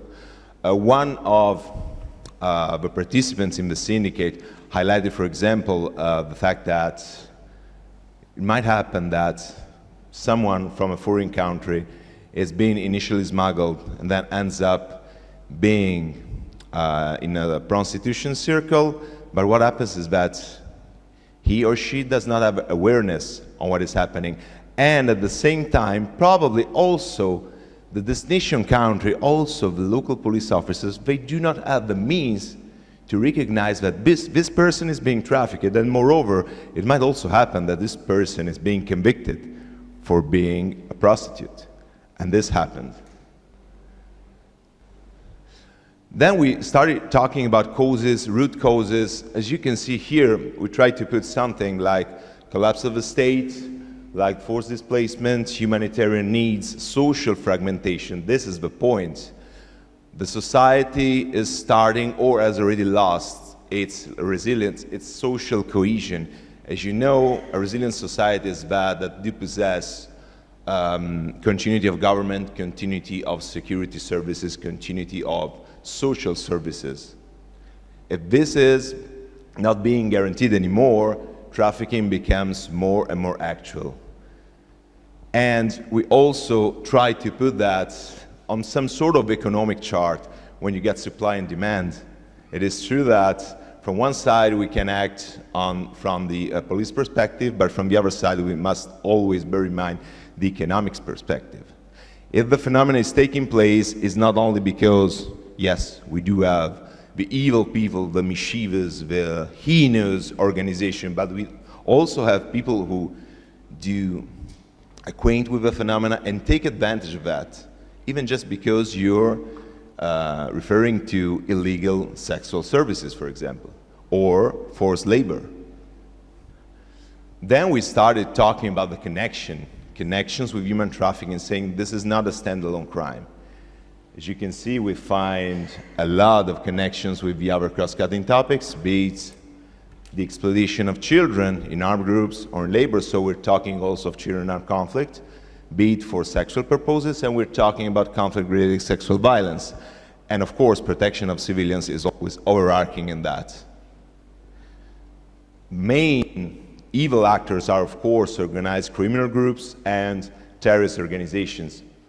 Recruitment can take place also via social media, and please bear this in mind because it is vital to adapt and adopt correct strategies of countering it. Most of the time, the people who are trafficking are ethnically connected with them, or they share the same kinship. That is something very common, especially if you think of diaspora communities. Diaspora communities, they start luring people and they do not even care of the real destiny of these people while they're being trafficked. And think of the links. Links are not only those that we have been saying before, but there are a lot of crimes connected, be it document and benefit fraud. Think of people being illegally trafficked, fake documents, fake declaration to revenue services, to tax services. Think of drug production and trafficking, because whenever an organization is trafficking humans, it is probably trafficking also weapons or drugs. Think of property crimes, think of money laundering, and of course facilitation of illegal immigration. All this builds up what we define to be as the trafficking engine. It is made out of coercion, it is made out of violence, but most of all, it is made out of less fear of consequences. Because many times we do see that we get not only problems with crime, but we got also problems with justice, since we find out that there are a lot of legislative loopholes, or the judiciary system itself is not fit to face in the proper way. Remember the 4 pillars from the United Nations Resolution 1325. It advocates for prevention, protection, relief, but also prosecution. It is useless to identify perpetrators, identify victims, and then we cannot release the right punishment to these people. So we need legitimate and credible institution capable to prevent, protect, and prosecute. And bearing in mind the SP mission, the Stability Police mission, which is to restore the rule of law, mainly, of course, by supporting, training, mentoring, and advising, and even replacing the local police forces. It is a basic layer of a resilient and functional society.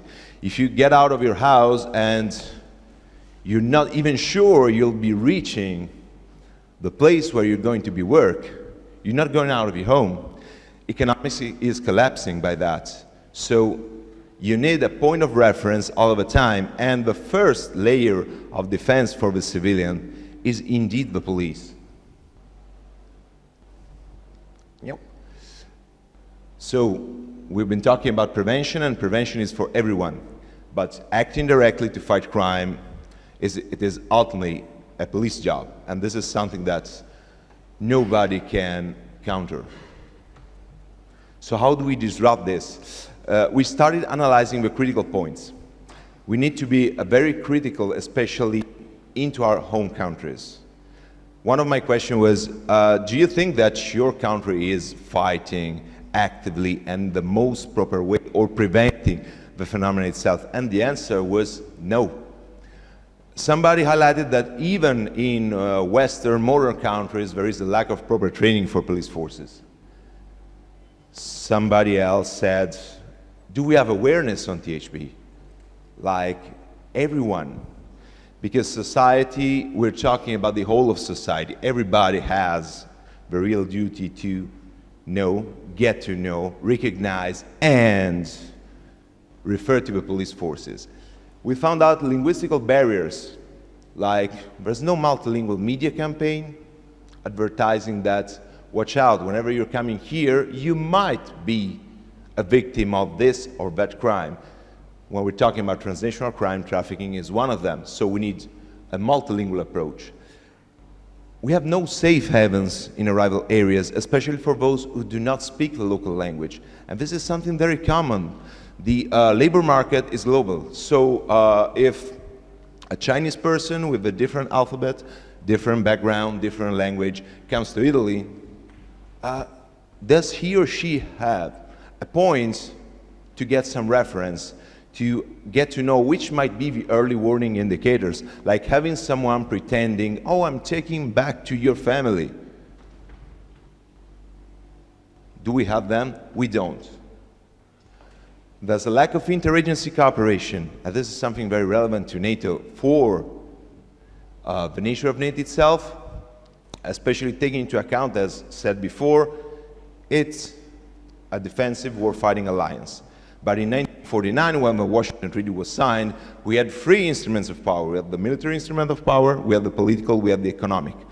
But nowadays, kind of like 80 years later, we got an undefined list of instruments of power, especially when it comes to hybrid warfare, irregular warfare. There are a lot, and so there's no unique organization that can tackle this, but altogether it might be, of course, possible. And it pairs up with the information flow and common reporting. If we do not share information for people that are coming from tens of thousands of miles away, how can we stop this? How can we recognize victims if we do not know they have disappeared? Critical points kept on going for the situation in failing state. No awareness on THB for local people, but moreover, education and awareness for police officers too. What we found out while researching with SIGAR in Afghanistan is that most of police officers were illiterate. So if your police officers cannot find a complaint, they cannot file a complaint, they cannot find even a statement saying, hey, this person is missing, the process cannot even be started. Okay. A lack of proper training and mindset from the police officer is they are to be infused in saying, hey, this is a crime. It might be a given for us, but it's not to be considered as a given, since background and culture are much different.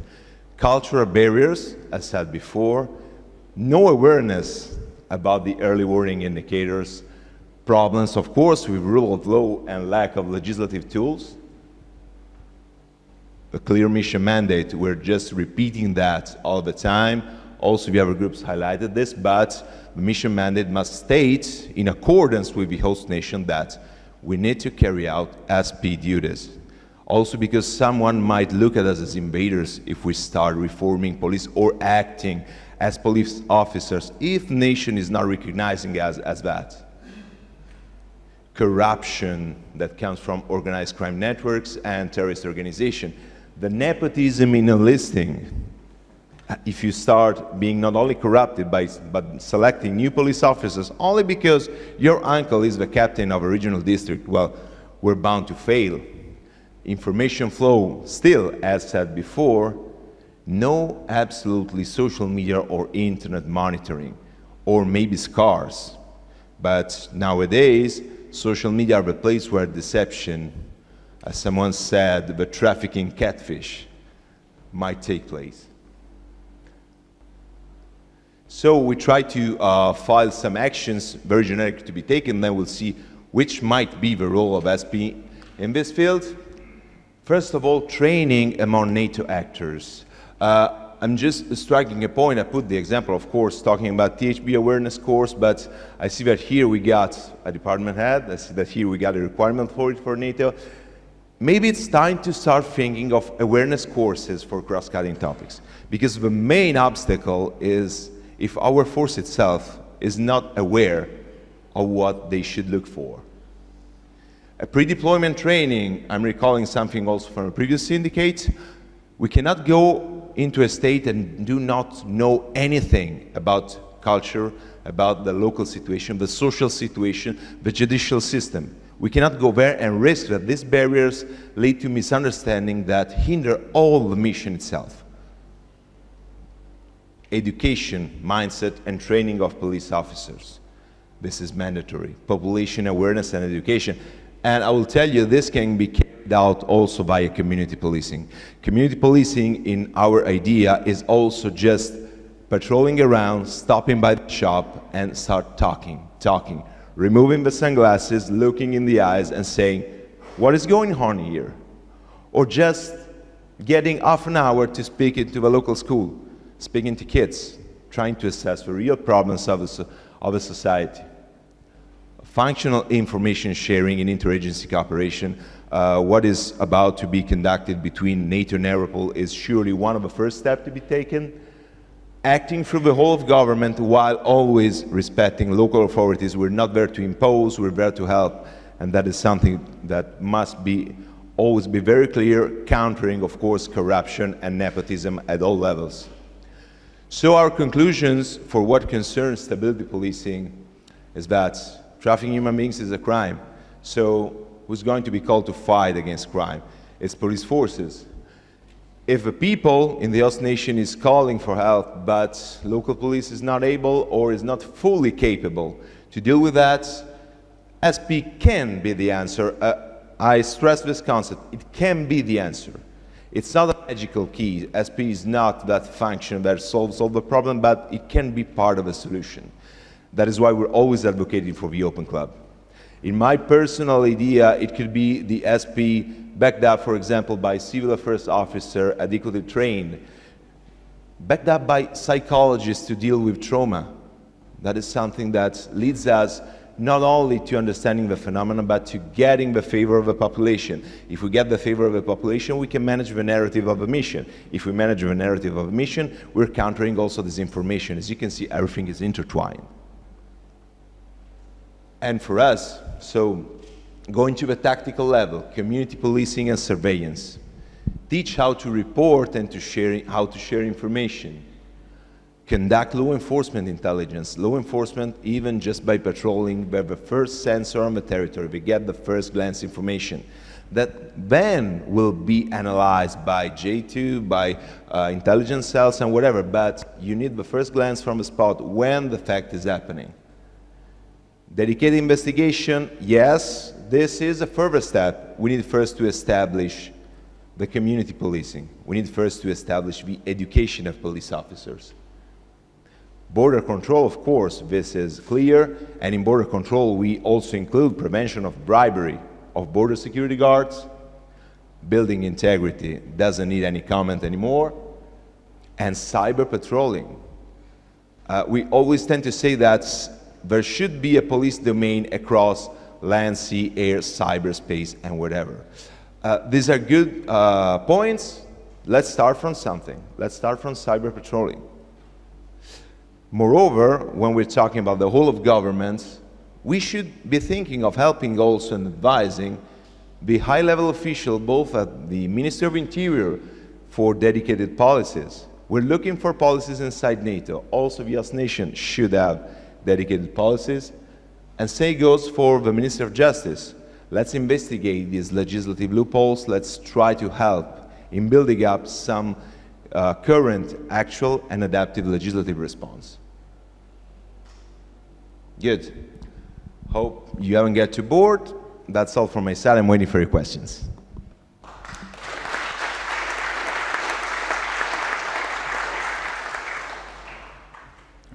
All right, thank you very much, Adriano. So yeah, the floor is open. Any questions or comments? We have, that was actually right on time, so we have about 10 minutes.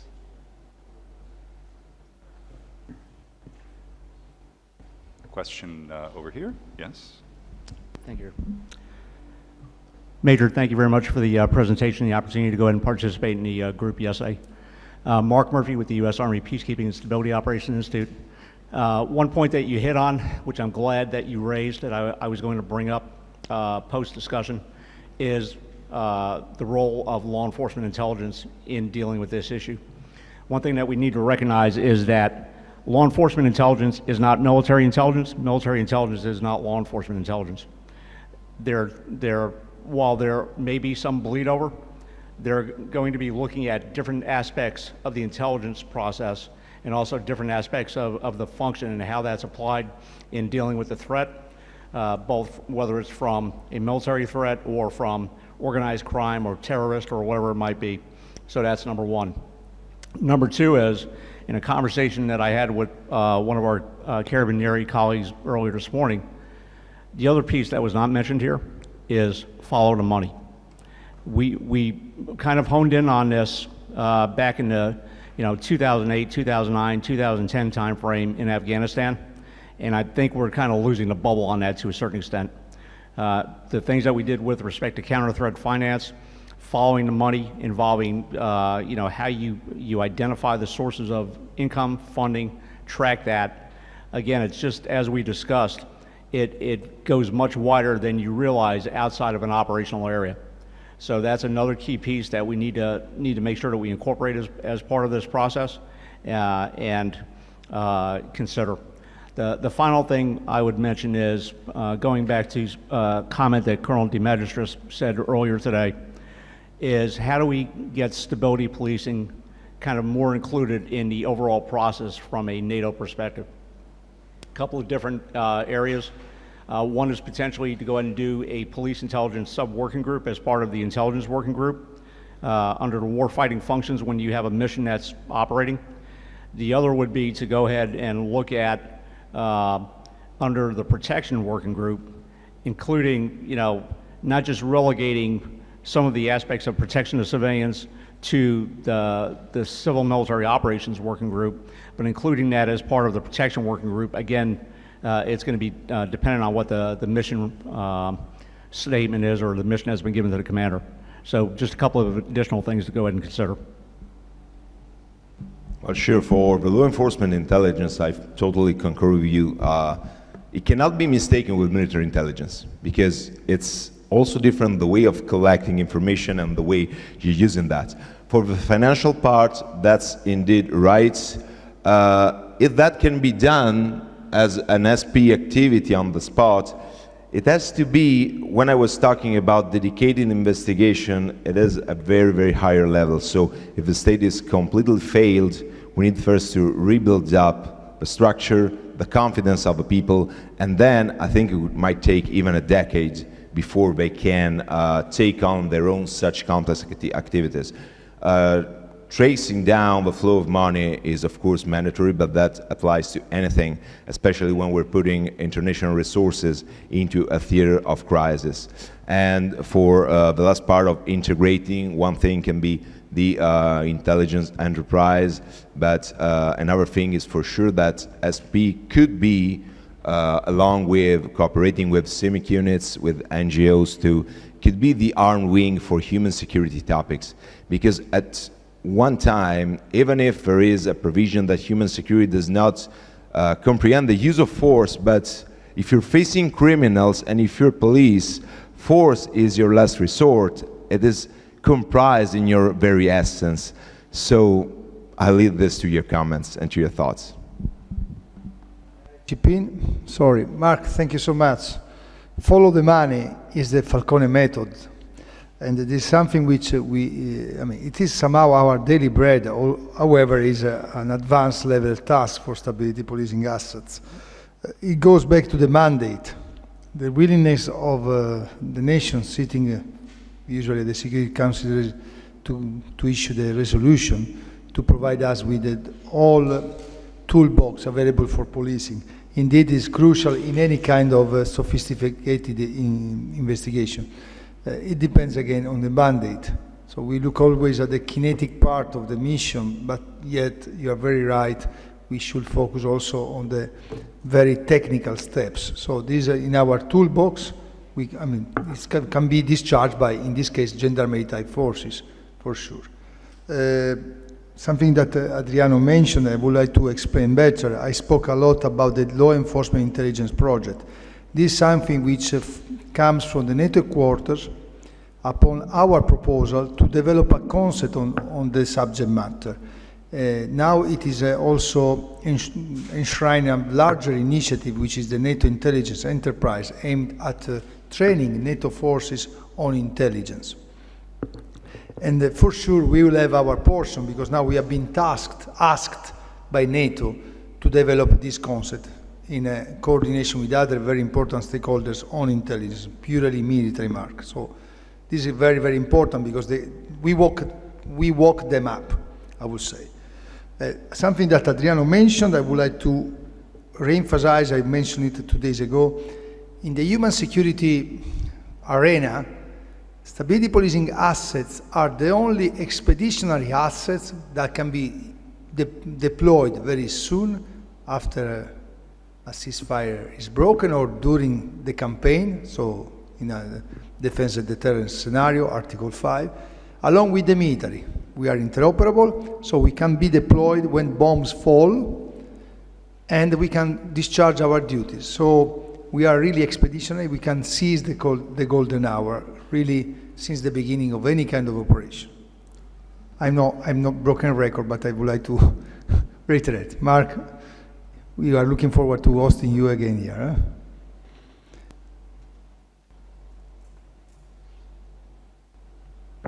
All right, we have about 2 more minutes for this syndicate slot. If there are any final questions, if not, we can wrap up and move on to the last syndicate. All right, so please join me in thanking them.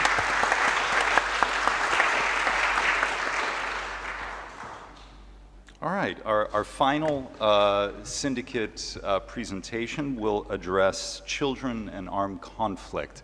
If I could invite the speaker for our syndicate, this was also the one that I was involved in, Ms. Camilla Ravagnan. You're welcome to come forward and give the presentation. And perhaps I might ask the chair either now or later to accompany, maybe towards the end. Would you prefer that Triantafylos comes now? Okay, so please. Sir.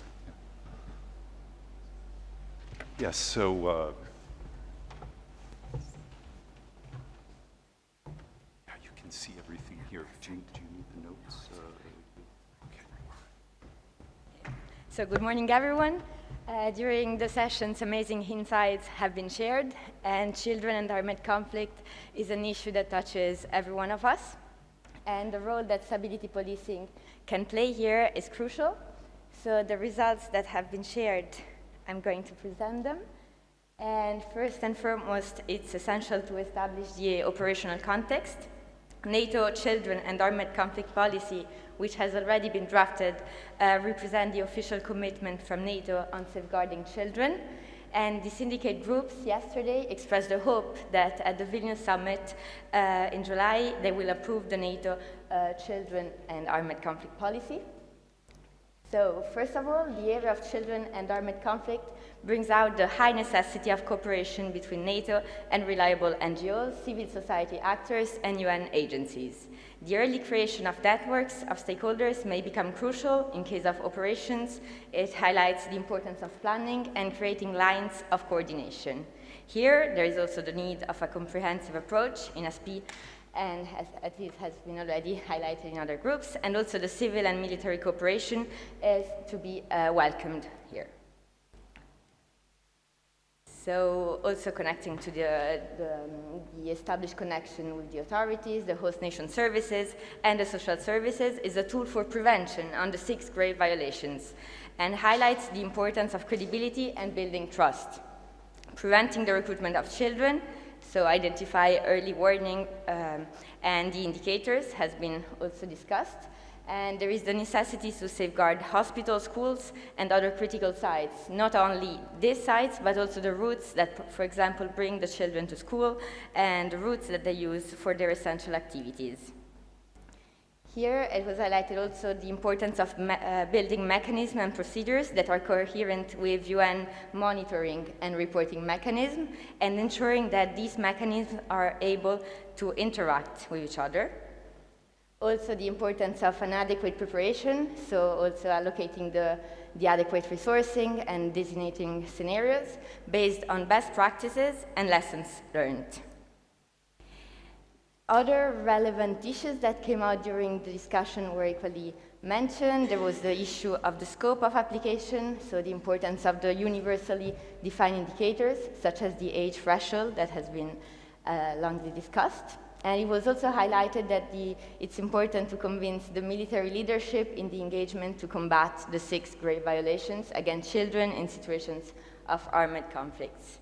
Then there was also some other points that for the future are essential to be addressed, such the reporting mechanism, the implementation plan, and the monitoring plan are to be developed. So we're going to have a policy in NATO and children and armed conflicts, but still this needs to be done.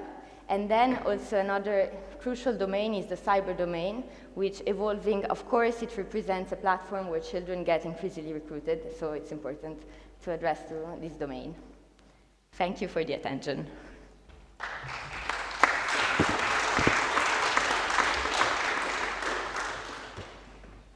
All right, thank you very much, Camilla. Triantafylos, did you have anything to add or want to say anything? Just a few things. Of course, as you saw, we summarized the best possible all the points that emerged. I wanted to thank, of course, all the participants to our syndicate work. It was really a very active participation and sometimes very passionate, and the will to exchange, especially experiences, practical experiences, was really very useful for our work. Just a second to say thank you to Camilla, of course, to Mark Ozawa, who was our coordinator, to Captain Marco Codispoti, Justine Cousin, who helped us, and for me as an outsider, just to say something personal, it was really important, and I learned a lot from you. It was really a pleasure, and for this I thank you, Colonnello De Magistris, for this opportunity, all the team. It was really a fantastic experience. Also, the fact that you invited so many young students, I think it is a very good opportunity for them, but also for us to learn a lot of things. That's all. We are ready to receive any question if you have. All right, thank you very much, Triantafylos. So we will open up the floor for any questions or comments. I think I'll make one observation, maybe get the discussion started. I think it's becoming clear, especially now that we're in the fourth presentation, that there is some common themes running throughout, the cross-cutting themes, I guess you could say. But I think it's interesting that they were reinforced through the group discussions, and I just noted from the first three presentations the importance of context, culture, the local knowledge, understanding, as was said in the the POC syndicate, the human environment, the importance of training, and also clarity around the rules and procedures, and also something that is to be aware of is understanding what NATO does and what is shared and coordinated with the partners and the actors on the ground. What NATO is good at, and also what other international organizations, NGOs are good at. So I think that these are some common themes running through all of the syndicate presentations, and that's the only additional point I wanted to add to our syndicate presentation. So now I'll turn it back over to you if you have anything else to add or any other observations. Yes, over here in front, Tom. And I might add that Tom has been an excellent source of information to understand also the policymaking process that's happening within SHAPE. So yeah, Tom, over to you. Yeah, it's not specifically on the last group, but you know, again, my thanks. This has really helped me as I'm going to go back and keep working on this framework. And I think there's just a couple of points that I'd like to just raise, you know, linked to everyone's work, is that, and I mentioned just before, we do have a framework with which we have to work in, particularly from an Allied Command Operations perspective. We have DDA, which has to be the backbone of what we do. But a lot of the things we've discussed do clearly fit within that. And in addition to that, we have the defense capacity building programs that are run both from NATO HQ and from SHAPE. And that's an area that's growing as part of NATO 2030, much more resources. And again, I think stability policing within that context has a very big role. And that's something I think we need to just make sure we're joining the dots on. But a couple of other points that have been raised that I think are super important. You know, the link to resilience has been mentioned, resilience through civil preparedness from an allied perspective. You know, that's our own resilience, our own preparedness, and how important clearly that law and order and policing side would be in terms of a crisis. And then that then links to crisis response measures, which are under review at the moment. And again, is there an opportunity to look at the crisis response measures that exist linked to, again, allies' response to a crisis? And then I think what is become very clear to me over the last couple of days is the role that stability policing would probably play in the reporting, you know, as a focal point of reporting, to have that military, that policing experience in terms of language and, you know, forensic, and how important language is in reporting. And again, I think stability policing probably has a significant role in bringing all of these different reporting mechanisms on human security together. And that then links to, as part of any crisis response, obviously we have liaison with the host nation, and again, stability policing bringing to that liaison element, you know, the language of policing, understanding, being able to talk to the host nation police as part of the overall liaison element in a crisis or conflict would be super important. I think that's something we need to go back and look at, because I know right now stability policing doesn't sit in that liaison element in the host nations as part of the regional plans. So, and then my final point is exercises. I think it's super important that we do more on exercises. And I know for you, Colonel, it's going to be a big, well, the new director, it's a big commitment to commit to NATO exercises. It's a lot of time away and a number of people, but I think being able to represent stability policing response cells and in the design of the exercises would really help us go through some of these processes in the context of an operation, which I think would really help us refine our thinking, would help you, I think, in justifying, you know, certain aspects of capability requirements for stability policing. So they're my observations from the last couple of days. Again, my thanks to you, Colonel, and your team, because this has been very useful. And I've rambled now for a long time, so I'll stop. May I? All right, thanks very much. Yeah, may I 1 second, sorry. Okay. Tom, thank you so much.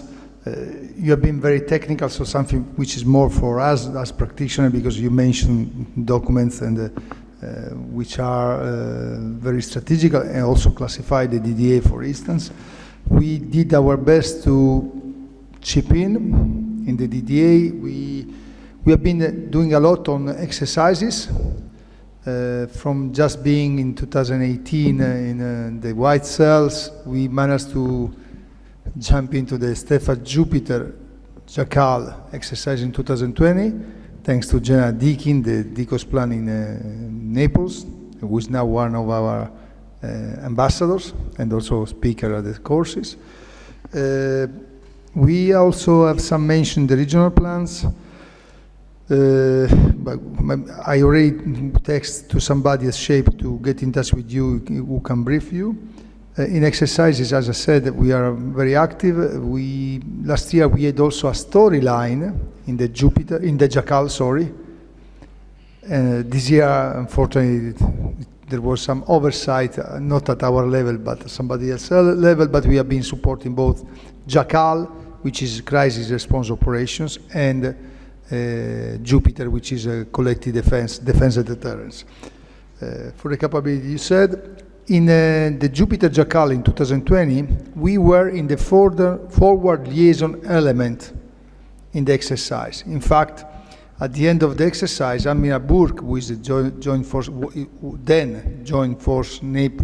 Joint Forces Command Naples, commanding general, Admiral, I would say, said that we managed to incorporate a groundbreaking concept in the planning of the exercise. So this is now in the lesson learned of that exercise. Stefano, I cut you short, please.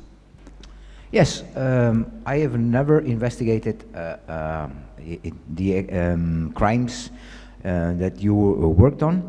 Do you have any, or during the discussion, did any best practices come up? Do you have any police forces that you would suggest us to contact as somebody who was very active and did very well in your experience? Thank you.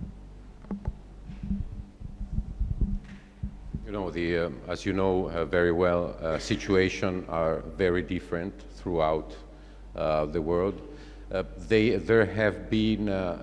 are best practices on cooperation between troops and of diverse origins.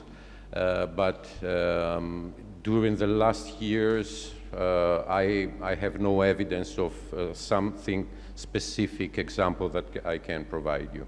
Okay, I'm sorry, but I can give it privately. I'll ask some colleagues. I'll come back to you.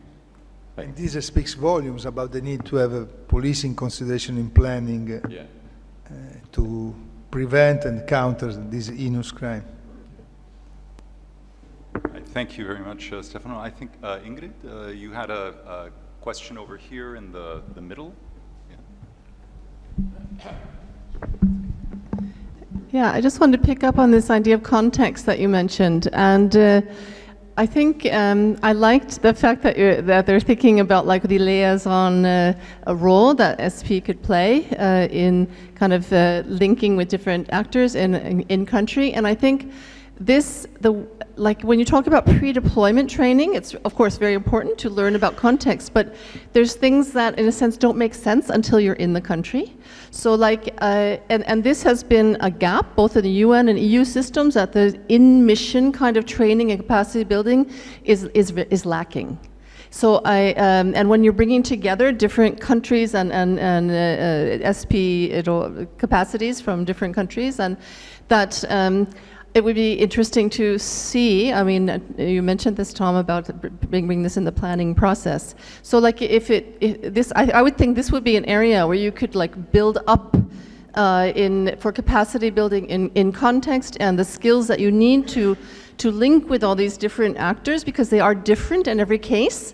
Who is actually active in these different countries, who takes the lead on which issues. It's not universal, it's not the same. So these skills that you need to interact and to understand your role in that context can also be an opportunity to start capacity building also with policing authorities and police reform in the country. So I think it would be a very good effort in a sense to strengthen that part of the of an, say, operation or whatever. I think it makes a lot of sense. Thank you. I think that was a comment and a recommendation, perhaps. So appreciate that. Yeah.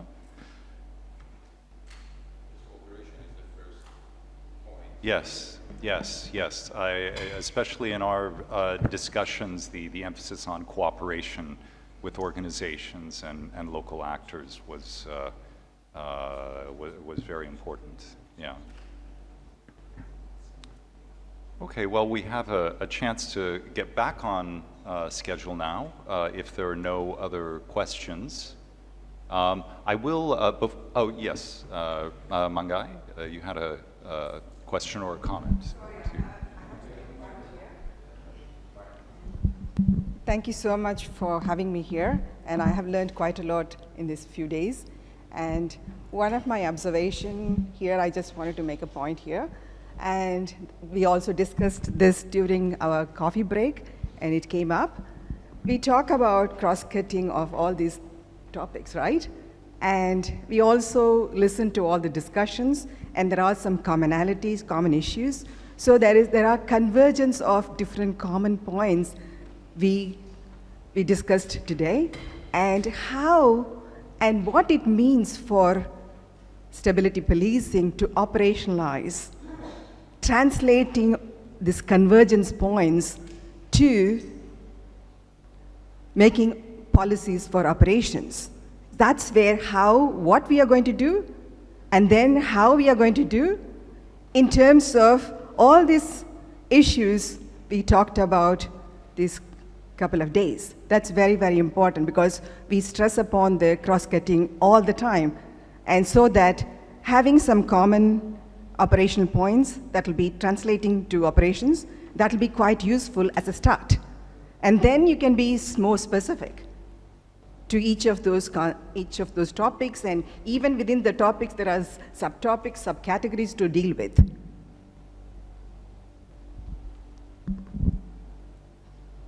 All right, thank you. Thank you for that comment and suggestion. It brings me to the point, just to remind you that what you've observed in the slides is being aggregated into a study report that will be published. I did want to make a short announcement that I've received some questions about whether some of the presentations will be available.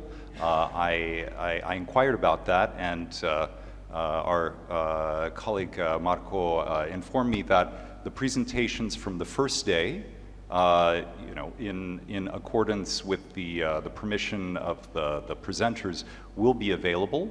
But the presentations from the syndicates today, since it's a work in progress, will not be available, but they will feed into the final report.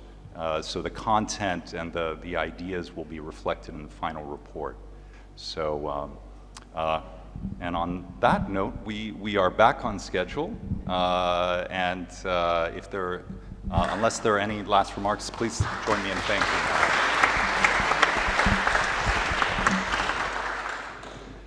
And so we're coming to the end of the conference on human security. Thank you all very much for your active participation. I've been also very impressed with how not only the representation in the groups, but also the engagement and the enthusiasm, the passion, as I've heard a few times. For these topics. So that is very much appreciated, and I think reflected in the final presentations. And on that note, the last introduction that I will make today is going full circle to our opening speaker. It's my pleasure to introduce again for closing remarks the NATO Stability Policing Center of Excellence, current director, at least for a few more days, Colonel Giuseppe De Magistris. So over to you. Thank you so much, Mark. And first and foremost, let me please join me in a round of applause for Mark.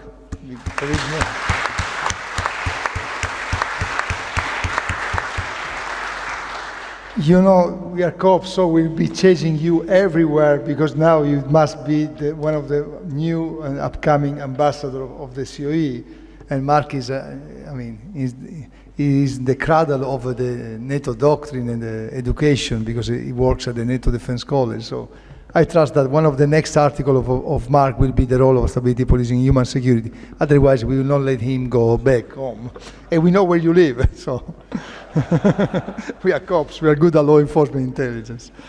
Wrapping up is challenging, but rest reassured that early next week, the team, the dream team will meet, and we will draft a fact sheet, a 2-pager, just to give you the main outcomes, so we need to digest what was discussed in these days. And then we take this commitment, Marty. Thank you so much for the support and the understanding.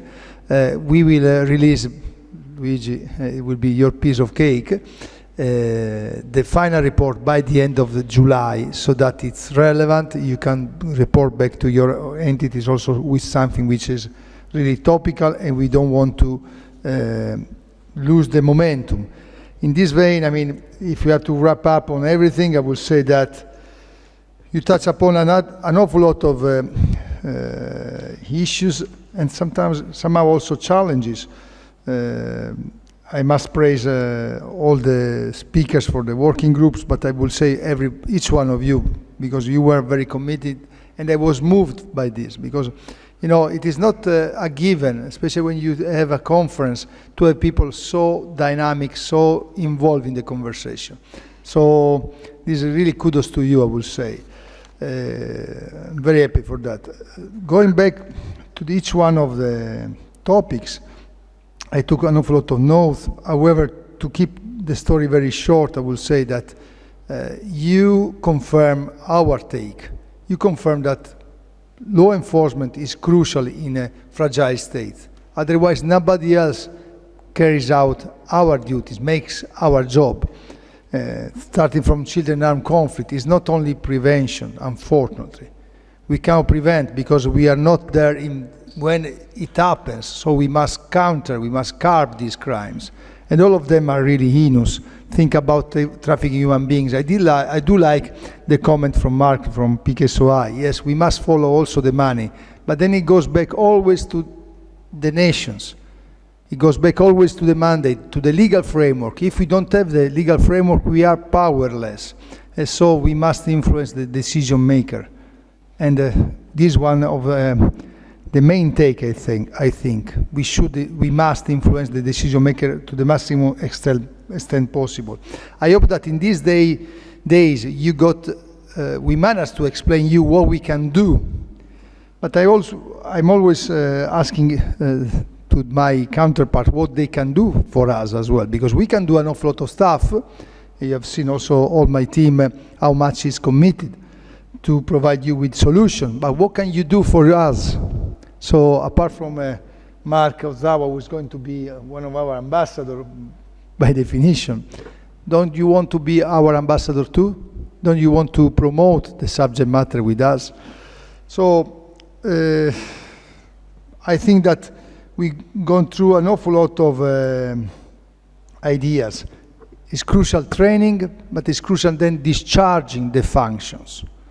So without any legal framework, once again, we cannot do anything.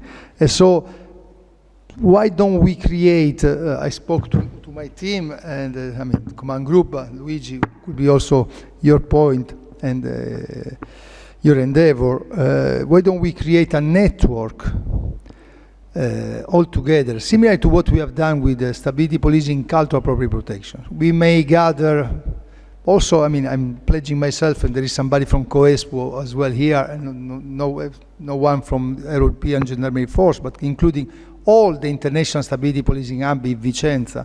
Why don't we create a network on stability policing in human security across not only NATO, but also European Union, United Nations, African Union.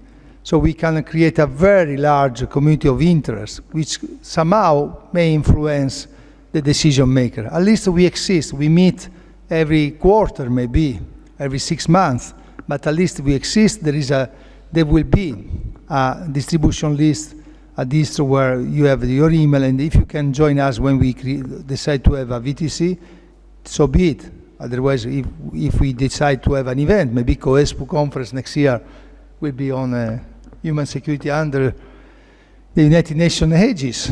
Who knows? So we can build on this experience. That's it, I will say, because more will come through our fact sheet. I would like to underline something which comes from Adriano team and Murat team in TSB, interagency cooperation, something that we mentioned yesterday. When you are in the heat of the battle, the only institution capable to provide you a support on the policing aspect in the middle of nowhere is the police. If you need to have a cooperation with the agency, with police agencies, but also with the justice agencies. So if we want to enforce the rule of law, we are really crucial. Let's hope that in the future we manage as a center, as a community of interest, to have stability policing and somehow enshrined since the beginning the NATO defense planning process. Thanks, Tom, for bringing this about. The NDPP for us is crucial. We have capability codes and statement, but let's hope to have something more structural. It's not just an hope. I mean, we have done our utmost best, so now it is up to the countries, which must be influenced by you. And let's remove all the cultural barriers, because sometimes, there is a bias also because of the culture. Gender perspective is something that is not to be forgotten. The United Nations Security Council Resolution 1325 is a cornerstone which too often is forgotten by those who are deployed. But sometimes it's because they don't have the culture, they don't have the education. So we are blessed to have this education. Let's do our best when we are deployed. With that said, if I may, Godspeed to Luigi. You will find, it's not because I want to flatter my guys, but you will find a dream team indeed. This event is just only one of the achievements in these years. And all the best to all of you. I shall see you maybe in the other function under UN flag. And I would say that, it's time to move towards the lunch so that I will not bother you. I cannot understand you. Okay. I would like to make a mention to the academia and to the universities. I would like to make a mention to the SAXION University, but also to La Sapienza University, Rome, to the IATA, Atlantic Forum, our young disruptors, as you mentioned, as our UNICEF representative mentioned. The students are crucial. They must be mischievous, like Mark. Where are you, Mark? Okay. But we need young disruptors. We need to think about out of the box. And please forgive me if I'm forgetting somebody, but the military shape, ACT support. Scott, thank you so much to make the way across the pond. Philip as well. We established so many connections today that we cannot miss. Vincent is always on board with us. Virpi, thank you so much as well. And Ingrid as well. I was very glad to make acquaintance with you. All the others, forgive me if I'm forgetting somebody, but please keep in touch with us. We can really make the difference together. Thank you so much once again.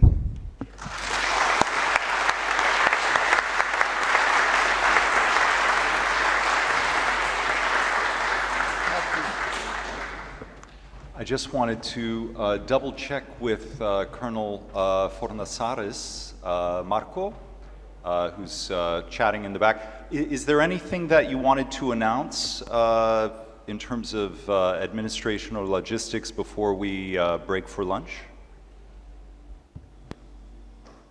I can go there. Yes, only that those who are to take the bus will leave here at 1.